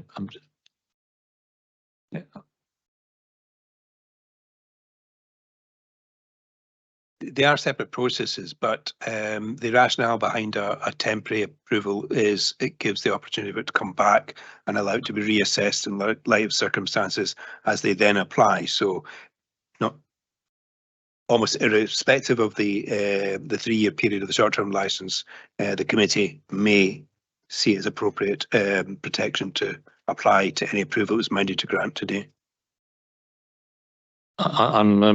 I appreciate they're separate things, as I understand, but I just think it ties the two together in the sense of terms. So I would, at this stage, be prepared to put forward a motion as it is, simply on with a temporary basis of 3 years. Not sure if I have a seconder for that. Councillor Allen, you're seconding. Happy to second on that condition, thank you. Do we have any amendment?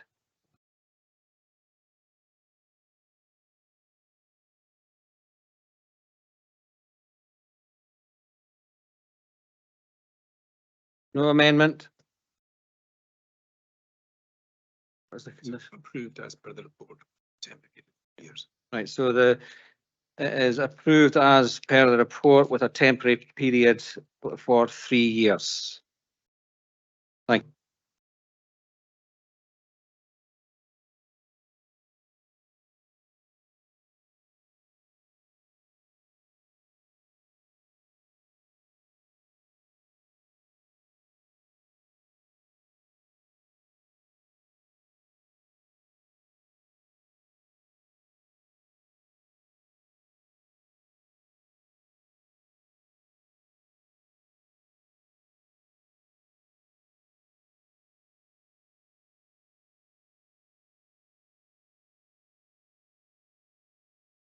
I wonder if I could indulge it. These applications are both on the same road and they're not that far apart. Should we be looking at these together, perhaps, or separately? I know they're separate applications, but it's probably going to be the same issues for both of them, isn't? Oh, okay.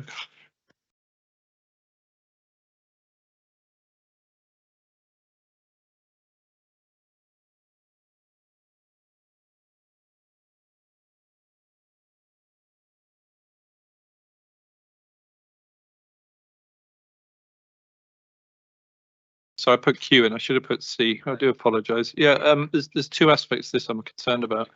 The first thing is, I think everybody was sent a copy of the recent sort of sheet. I don't know if everyone else has seen this, but I am extremely concerned about the cumulative impact of all these things happening in the same area.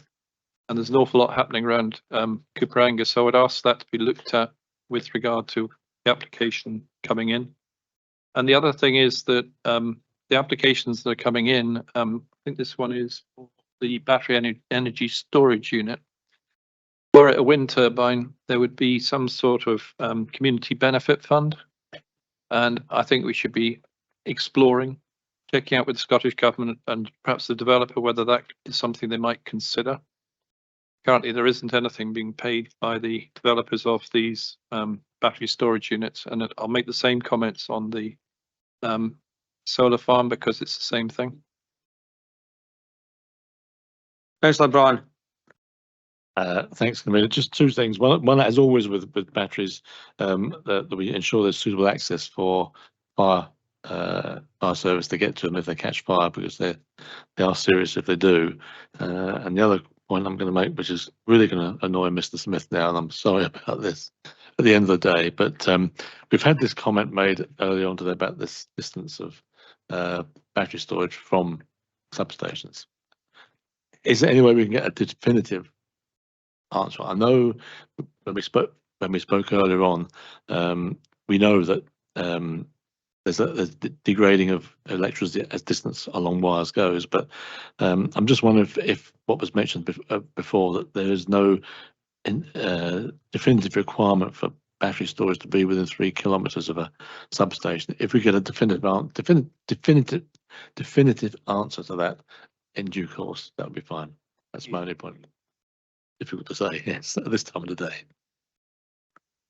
Thank you. No more comments on that one.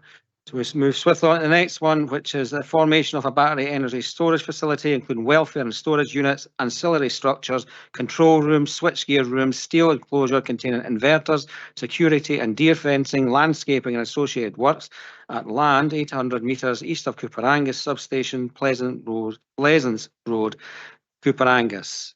Any comments on that one? Councillor Cuthbert. Thank you, Convener. Yes, it's basically the same comments as the last one. I'm looking at the question of cumulative impact and the question of any community benefit fund that the developer might be willing to put forward, and checking out with the Scottish Government whether they're planning or in the process of developing some plan on that. Councillor James. Yes, surprise again. Yeah, pretty much the same as Councillor Cuthbert, and also, the need for this one. I'm wondering if this was on the back of a successful application for the solar farm. There's already something there, and like Councillor Cuthbert, I'm really concerned about the cumulative. I know we're not supposed to look at that with planning, the cumulative impact, and I don't know what it is these developers have got against Cooper Angus, but it's just been inundated with them. But thank you. Thank you. No more comments on that one. The next one is a residential development allocated site H61, land 120 metres west of 10 Cairns Park, New Alyth. Comments, please.